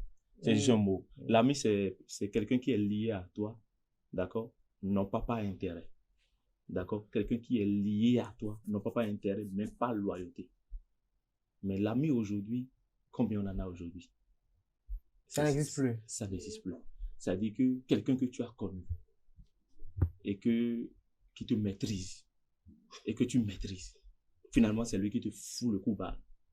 Et ça passe. Vous voyez? Et avec les expériences, l'homme a commencé donc par poser des formes de barrières, de restrictions dans ce contexte-là, qu'on parle d'amitié. Sinon, on ne peut pas régner l'amitié non plus, parce que forcément, tu auras besoin de quelqu'un pour faire quelque chose, pour aller quelque part, pour peut-être réaliser quelque chose. Mais l'ami en question doit connaître les règles du jeu. Moi, j'appelle ça les règles du jeu. Tu as un ami sans limite. Tu as un ami qui ne connaît pas le code. Tu ne maîtrises pas les règles du jeu. Finalement, l'amitié là, le premier éveillé dans cette camaraderie, le premier éveillé sera obligé de mettre l'autre, de le mettre à jour. Et il peut bien prendre comme il peut mal prendre. Mais qu'est-ce qui influence souvent l'amitié? C'est l'environnement. C'est la société. Aujourd'hui, on est ensemble, on est liés par des activités, un boulot, un travail. Mais avec le temps, il y a maintenant que l'autre, la société dans laquelle l'autre est, d'accord, peut commencer par le corrompre. Lui dit, tiens, il y avait un peu pour lui, après nos habitués. C'est des choses qui arrivent. Après nos habitués. Après nos habitués. ça commence par le travail. Mais ce n'est pas seulement la société. Ça se passe aussi dans le lit. Les plus grandes amitiés que vous avez vues là, c'est la femme qui a murmuré dans l'oreille de l'autre pour lui dire Amaya au fond, c'est un moment où il y a au bahoué soit, bahoué soir. Moi, il y a au fond, c'est un moment où il y a venu, ah, attends. Mais ça veut dire que ce n'est pas de vraies amitiés. Mais ça, de très bonnes amitiés. Non, c'est de fausses amitiés. Qu'est-ce que vous appelez fausses amitiés? Non, les vraies amitiés n'écoutent pas les bruits de couloir. Les vraies amitiés ne se laissent pas influencer par les bruits extérieurs. Est-ce que vous avez déjà vu quelqu'un qui est votre ami, qui vous a trahi? D'accord? Attendez. Et qui, pour se justifier, dit, Matounou, domine le monde. Vous avez déjà subi ça? Moi, j'ai vécu ça. Bon, qu'est-ce qu'il est en train de dire par là? Matounou, domine, ce qui m'a poussé à faire ça. Pour moi, c'est un faux problème. Vous savez? Non, personnellement, je ne suis pas en train de... Non, je comprends. Il observe. Oui, je comprends très bien. Pour moi, c'est parce que je suis une adepte de la loyauté. Pour moi, c'est un vrai faux problème. Parce qu'en fait, quand vous avez partagé des choses très intenses et très profondément ancrées, que vous êtes vraiment sur la ligne de la loyauté. Je ne parle pas de pacte, je parle d'une loyauté. Une loyauté réciproque. Il n'y a rien qui puisse entrer. Même si ça entre. Pensez-vous que la loyauté est encore la loyauté n'est plus de ce monde. Moi, j'y crois, ça existe parce que moi, je suis une personne loyale. Moi, vous êtes loyal, mais ça ne veut pas dire que la loyauté est encore de ce monde. Oui, elle se fait peut-être rare, mais elle existe. Dire qu'elle n'existe pas, pour moi, c'est un crime. Alors, parce que on va écouter. Non, elle a qu'à finir. David Kofiaza va prendre la parole pour donner son opinion. Oui. Ne plus croire en la loyauté, pour moi, c'est perdre la foi en l'humanité. En l'humanité. Parce que, pour moi, la première valeur intrinsèque et la première grande caractéristique d'un humain, parce qu'on est fait pour vivre en société. Vous savez, nous, en Afrique, on mange dans le même plat. C'est l'Occident qui a fait que chacun a son plat. Maintenant, il mange. Jusqu'aujourd'hui, moi, je mange dans le même plat que mes frères et sœurs, que ma mère. Vous voyez, donc, la loyauté, là, elle existe toujours. Si je ne peux pas te faire confiance, c'est que je ne peux pas manger chez toi. Mais non, si je mange chez toi et que tu me tues, ça n'engage que toi. Ça ne m'engage pas moi. Qu'est-ce que je veux dire par là? Je veux dire, oui, c'est parti. Justement, c'est parti. Ce que je veux dire, justement, c'est parti. C'est parti pourquoi? Parce que la confiance n'excluant pas le contrôle, je n'aurais pas été sur mes gardes. Et c'est là où je veux en venir. Quand la personne, moi, elle me dit que, je ne savais pas et tout, une fois, et je laisse passer. 2 fois, et je laisse passer. Alors là, c'est qu'il y a un problème au niveau, c'est que je n'ai pas compris que cette loyauté a été rompue à un niveau donné. Et à partir de ce moment-là, dire que la loyauté n'existe pas parce qu'une seule personne ou 2 ou 3 personnes m'ont trahi, c'est perdre confiance en l'humanité. Non, je n'ai pas dit qu'on a perdu la loyauté. J'ai dit la loyauté aujourd'hui. Se faire rare, je préfère. Bon, se faire rare, ça... David Kofiaza, allez-y. Avant de passer la parole, professeur. C'est ça qui m'a un peu choqué. Non, je vous dis, il faut se poser des questions. Pourquoi aujourd'hui la religion? Pourquoi aujourd'hui croire en la tradition? C'est parce que longtemps, je ne sais pas si vous lisez Machiavel. Oui, j'ai lu le Je dis, parce que longtemps, on a vu que l'homme finit toujours par se foutre de l'autre. Et donc il faut poser, et c'est justement ce qui justifie même les lois, les tests que nous avons. Oui, sinon, si vous dites qu'il faut croire en la loyauté, pourquoi les tests? Non, attendez. Non. Alors, je dis que... Je vais faire oublier. Ok, bon, je comprends le sens de votre... C'est forcément parce qu'à un moment donné, ça peut subir, ça peut être fragilisé. C'est pour moi la possibilité... Non, c'est parce qu'à un moment donné, ça peut être fragilisé que on met des garde-fous. Mais c'est fragilisé à partir du moment où ça se déstabilise à partir du moment où on ouvre grandement vers l'extérieur. Il faut être porté vers l'intérieur. Ça, c'est la cause. Et c'est justement, c'est là où j'en Alors là, vous êtes condamné à prendre la parole. Je dis quelque chose. Non, pas encore. Je vous dis quelque chose. Vous allez continuer tout à l'heure. Il n'y a aucune amitié qui tient dans le temps, dans l'espace. Ah bon? Aucune amitié. Donc la loyauté n'existe pas selon. Non, c'est ça qui est là. Moi, je n'ai pas d'amis, mais j'ai des frères. Moi, je crois à la fraternité. Okay. Mais je ne crois pas à l'amitié. Parce que l'amitié se tisse autour d'un centre d'intérêt. Le jour où l'intérêt n'est plus en jeu pour l'un ou pour l'autre, l'amitié se rompt. C'est terminé. Moi, j'ai des frères, je crois plus à la fraternité, parce qu'au niveau de la fraternité, il y a un égrégore qui nous lie. Pas parce qu'on est frères de sang, hein, parce que les frères de sang aujourd'hui sont pires que les amis. Oui. Ah ouais. Oui, Ouais, c'est ça. Ouais, les frères de sang, même père, même mère, sont plus dangereux que les amis. Donc, je ne parle pas de frères, mais je parle de la fraternité. Moi, je crois plus à la fraternité, parce que s'il y a quelque chose de spirituel qui vous lie, qu'il y a un égrégore qui vous lie, s'il y a un ordre qui vous lie, qu'il y a une fraternité qui vous lie, c'est plus important. Il y a plus de loyauté, parce que la loyauté, elle est inconditionnelle. C'est-à-dire que il n'y a aucun centre d'intérêt. Vous êtes lié par un pacte initiatique ou si vous êtes lié par une organisation ou par un égrégore. Et là, il n'y a pas d'intérêt. Mais quand c'est de l'amitié, si ce n'est pas autour de quelques bouteilles de bière chaque fois, c'est peut-être autour de quelques détournements qu'on fait au niveau du boulot, ou c'est peut-être autour des histoires de nocturnes avec les virées de femmes et tout ça. Cette amitié-là, moi, je n'en ai pas. Et je ne crois pas en ça. C'est pour ça que je n'en ai pas. Mais je dis, il faudrait qu'on revienne sur les fondamentaux de la loyauté de nos aînés. Nos aînés tissaient le lien sur quelque chose. Et c'est ça qu'on appelle, quand on est des enfants, ben, nous, deux goûts de mon nouveau don. C'est-à-dire que on tisse notre fraternité autour d'un idéal qui est purement spirituel. Et on est sûr que personne ne peut trahir personne. Mais les amitiés qui sont autour de l'argent, autour de la femme, autour de la bière, ça tombe toujours. Ça ne tient jamais dans le temps ni dans l'espace. Ça ne tient jamais dans le temps, dans l'espace. Je vois que ce sujet est même le plus passionné, il est le plus intéressant.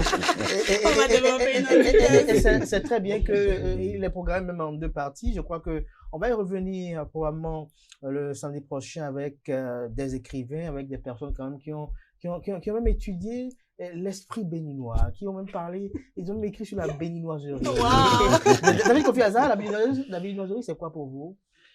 Le concept de la béninoiserie même renvoie à la mesquinerie. Ouais, c'est tout. La mesquinerie. C'est la mesquinerie, voilà. L'intrigue, voilà. Les intrigues, les coups bas. Les coups bas. Mais vous ne voyez pas qu'on fait peur à l'autre parce qu'on ne veut pas qu'il fasse ce qu'on n'a pas pu faire aussi? Non, tu sais, ce que... Est-ce que ne va pas au village construit parce que c'est ça partie des freins, par exemple, qui vicient l'amitié. C'est-à-dire que nous sommes des amis et chacun a sa tête, comme on le dit. Hein. Chacun a l'influence qu'il a sur l'autre. Et voilà. Et puis, pour l'un, les choses commencent par porter et il commence par réaliser. L'autre se voit inutile et se voit humilié parce que même bidon zéro pas. Mais pourquoi c'est lui qui a réussi et pourquoi ce n'est pas moi? Et ça fait qu'il peut peut-être commencer par penser à mener une guerre des choses dans l'ombre contre son ami. Comme ce qu'il disait. Et là, ça va complètement détruire les choses. Donc, ça également, c'est la béninoiserie. Et autre chose de la béninoiserie, c'est quand on est ensemble et on rit ensemble. Et puis, dès que tu tournes dos, on commence à parler de toi en mal à celle qui est à côté. C'est ça la béninoiserie, en fait. Espoir Bogouré, on est à la fin, on va conclure. Du côté de la régie, Orient Soumao me fait un petit signe que nous sommes en train d'extrapoler un peu les minutes. Alors, Espoir, lorsque vous suivez un peu le développement de David Kofi-Azza, très chronologique, très cohérent et très pertinent, j'allais le dire, pour lui, il n'y a pas d'amis, mais il a des frères. Il a des frères qui se retrouvent, se constituent dans une fraternité, qui sont entretenus par un égrégore. Qu'est-ce que vous pensez de sa conception à lui, du conditionnement de la loyauté? Merci beaucoup pour la question. Le soupir est là parce que tellement que oui, c'est vraiment... en fait, c'est profond. C'est profond. C'est très profond et ça mérite quand même une réflexion. Oui, ça mérite réflexion, ça mérite attention, ça mérite une compréhension de sagesse en fait. Merci pour l'honnêteté. Oui, c'est vrai. Ça mérite une compréhension de sagesse parce que quand on n'est pas sage, on ne peut pas accéder en fait au niveau du partage que le professeur a fait avec nous. Parce qu'en réalité, c'est vrai que les amitiés naissent souvent d'intéressement. Conscient comme inconscient. Ça naît souvent d'intéressement. Mais la loyauté, elle, quand elle est autour d'un cercle basé ancré sur des notions qui nous dépassent et qui nous rassemblent. Et qui la conditionnent. Conditionne la structure cette loyauté à nul autre égal. il n'y a pas de raison que ça puisse s'ébranler ou que ça puisse, feindre à un niveau donné ou que la fondation puisse s'écrouler parce que la fondation est profondément ancrée, elle est solide. Et donc, je suis parce que tu es pour que nous soyons parce que nous sommes. C'est vraiment le principe du Ubuntu. Et quand vous êtes ensemble comme ça, il n'y a pas une main qui puisse entrer et vous tirailler. Même si les sons viennent des bruits extérieurs, vous allez comprendre que ce sont des bruits, ce sont des inepties, ce sont des considérations viles. Et vous allez avancer selon votre rythme. Vous allez rester focus. Donc pour moi, je pense que c'est la meilleure définition de la loyauté, en fait, qui soit. Pour conclure. Ah non, je n'ai pas fait ma conclusion. Ah, ok, allez-y, faites votre conclusion. Alors, je voudrais tout simplement, à l'orée de cette nouvelle année, pour tous les parents qui nous suivent, tous ceux qui nous suivent en ce moment, leur demander de rester constamment positifs, de ne pas avoir un esprit orienté négatif, quoi qu'il advienne, de rester centré positivité, de faire des déclarations et des affirmations positives sur leur vie, sur celle de leurs enfants, et d'oublier le passé. Parce qu'il faut faire en fait, comment vous dites, messe basse, il faut oublier tout ce qui a été négatif, tout ce qui a influencé négativement, et puis faire son deuil, et avancer, penser à ce qui est positif et que vous voulez attirer. Ça, c'est vraiment, en fait, moi, ce que je voudrais partager avec vous à l'orée de cette nouvelle année. Et n'oubliez pas que si les épreuves arrivent, elles ne viennent jamais seules, c'est parce qu'on peut les surmonter. Faites vraiment la part des choses entre la religion, la tradition et vous-même qui êtes au centre et qui servez de pont. Parce que, quoi qu'on dise, les valeurs, c'est ce que nous avons de précieux. Merci beaucoup, bonne année. Merci à vous, Espoir Bougouri, votre conclusion. Donc, moi, je dirais tout simplement que l'homme est né bon, mais c'est la société qui le corrompt. Et c'est justement pour cela qu'il est important de mettre en place... Vous êtes dans la philosophie aujourd'hui, là. Oui, c'est justement pour cela qu'il est important de mettre en place des lois, des tests. Et le non-respect de ces tests-là, ça te fout à l'abattoir en même temps. Et le respect de ces tests-là est en même temps liberté. Et c'est justement pour cela que nous avons besoin désormais de fraternité et non d'amitié. Merci à vous de vous allier avec David Kofi Aza qui va nous faire la belle conclusion. Allez-y. Ben, ce que je pourrais dire par rapport à ça, c'est de faire comprendre que le fil de l'amitié est forcément à son bout des hameçons qui sont d'intérêt de vice, soit de l'alcool, soit de l'argent, soit de la femme. Mais par contre, la fraternité qui ébranle une loyauté sans faille et également une amitié profonde, désintéressée, mais cimentée par des principes de la nature et des lois de la fraternité, est meilleur et plus important aujourd'hui. Et ça, beaucoup l'ont compris depuis la nuit des temps. Il faudrait qu'aujourd'hui, on puisse davantage creuser cela et on puisse davantage aller dans les cercles beaucoup plus fermés et développer la fraternité à l'intérieur de ces cercles-là, parce que la nature aujourd'hui et le monde, l'humanité aujourd'hui, évolue en réseau. Et si vous n'êtes pas dans ces réseaux, vous êtes grillés. Et la fraternité, c'est ça qui permet de protéger quelqu'un qui est au front et qui est attaqué par d'autres personnes qui ne sont pas issues de cette fraternité-là. Donc, il faut qu'on développe beaucoup plus de la fraternité. Et je ne parle pas de la fraternité familiale, parce qu'aujourd'hui, la fraternité familiale est beaucoup plus toxique que les amitiés. Merci à vous, David Kofi Aza, Espoir Bougouri. Merci. Professeur, merci à tous chacun. On descend un peu avec le zapping de la semaine, une coproduction de Constantine Awandinou, de Kanté Komla Moussou et de Francis Ola Farami. Quelle est la superficie du Bénin? La superficie du Bénin, c'est 114 700 km². Oui. Oui. Quelle est la superficie du Bénin? Bon, la superficie du Bénin, c'est 114 763, je crois, km². Conjuguez-moi le verbe parcourir au futur simple de l'indicatif. Parcourir. Je parcourirai. Je parcourirai. AI. Parcourirai. AI. Vous êtes sûr que c'est comme ça?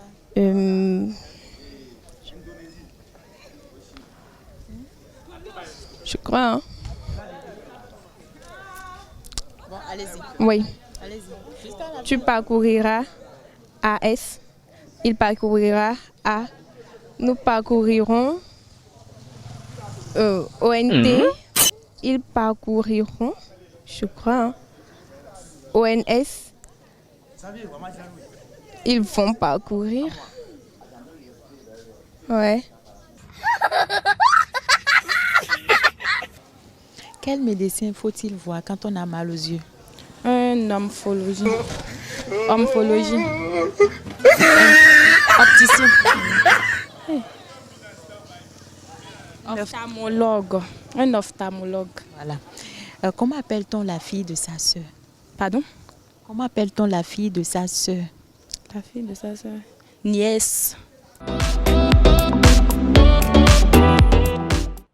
Et voilà, chers amis internautes, c'était à l'instant le zapping de la semaine. On va à l'écoute de la diaspora avec Imelda Bada qui se prononce sur les tristes événements du 7 décembre 2025. Chers amis internautes, à présent, je vous invite à suivre nos amis de la diaspora. Ils sont quelques-uns à vous formuler des vœux pour le compte de cette année 2026 afin qu'elle soit une année meilleure, prospère, qu'elle soit éprise d'événements heureux. On les suit, on revient pour conclure. À l'orée de cette nouvelle année, je passe souhaiter mes meilleurs vœux à toute la grande famille béninoise de l'intérieur comme de l'extérieur. 2026, on a cru que notre pays n'allait pas tenir et franchir cette étape de notre existence. 2026 qui marque quand même les élections générales pour la première fois dans l'histoire de notre pays, le Bénin. 2026, un mois presque avant, notre pays a failli tomber dans les mains des mécréants, de ces personnes qui n'ont ni ambition, ni capacité, ni vision, mais les mains de nos ancêtres. Dieu, le Créateur aidant, nous avons transité, nous avons résisté et nous sommes arrivés là. Donc, mon souhait pour cette année, c'est que nous puissions fraternellement continuer à construire notre pays, à évoluer de l'intérieur comme de l'extérieur et montrer que notre nation, en pleine construction, arrivera à terme de tout ce qui a été enclenché et qu'ensemble, nous allons pouvoir jouir et faire hériter à nos enfants, aux générations futures, un Bénin solide, un Bénin brillant, un Bénin confiant. Bonne et heureuse année 2026 à tous. Donc, Bénin vit son union. Donc, mes coups de fouet. Donc, il y a aussi un bébé. Donc, Bénin Toga, mettons. Si c'est déjà Patrice Talon. Donc, oh, somi, mais il y a bloqué d'eau. Janvier, mais Bénin, il y a moi, oh, l'ouaille bleu, somi. Je profite de ce canal pour présenter mes meilleurs vœux pour cette nouvelle année 2026 à tout le peuple béninois, à tous les Béninois et Béninoises de la diaspora. Le succès sera au rendez-vous, je n'ai aucun doute là-dessus. Je passe par ici pour souhaiter une très bonne et heureuse année à tout le peuple béninois entier, à notre président Patrice Talon, à tout son gouvernement et à toute sa famille. Que cette nouvelle année soit pour chacun et pour tous la meilleure que toutes les autres antérieures. Et je passe par ici pour souhaiter aussi une très bonne et heureuse année à toute la diaspora béninoise résidant à New York, New Jersey et Connecticut, à qui j'appartiens. Et sans oublier toutes les autres diasporas béninoises du monde entier. Et je ne saurais terminer sans souhaiter une très bonne santé à notre président de la République, le président Patrice Talon, à sa famille, à tout son entourage. Et je lui demanderai très respectueusement de bien vouloir avoir pitié de ceux qui sont en exil, ceux qui sont en prison, car ceux qui sont en exil, le pays leur manque aussi. Quant à ceux qui sont en prison, ils ont aussi besoin de liberté. Et je lui demanderai de vraiment avoir pitié d'eux et que Dieu lui accorde une parfaite santé à lui et à toute sa famille et à tous les membres de son gouvernement. Chères Béninoises et chers Béninois de la diaspora et du pays, 2026 ouvre une nouvelle ère de responsabilité et d'espérance avec les différentes élections à venir, les législatives et les présidentielles, pour renouveler et donner de l'oxygène à notre classe politique.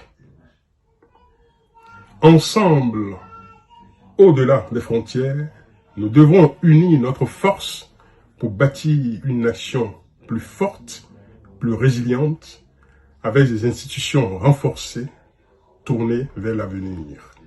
Lumineuse et bonne année 2026 à chacune d'entre vous et à chacun d'entre vous, ainsi qu'à vos proches. Que cette nouvelle ère soit placée sur l'action de la continuité, de la modernisation et de l'action collective. C'est la fin de Free Week de ce samedi. Merci pour l'attention, portez-vous bien. On se donne rendez-vous samedi prochain par la grâce et la volonté divine, notamment le 10 janvier prochain, sans occulter celle des mannes de nos ancêtres.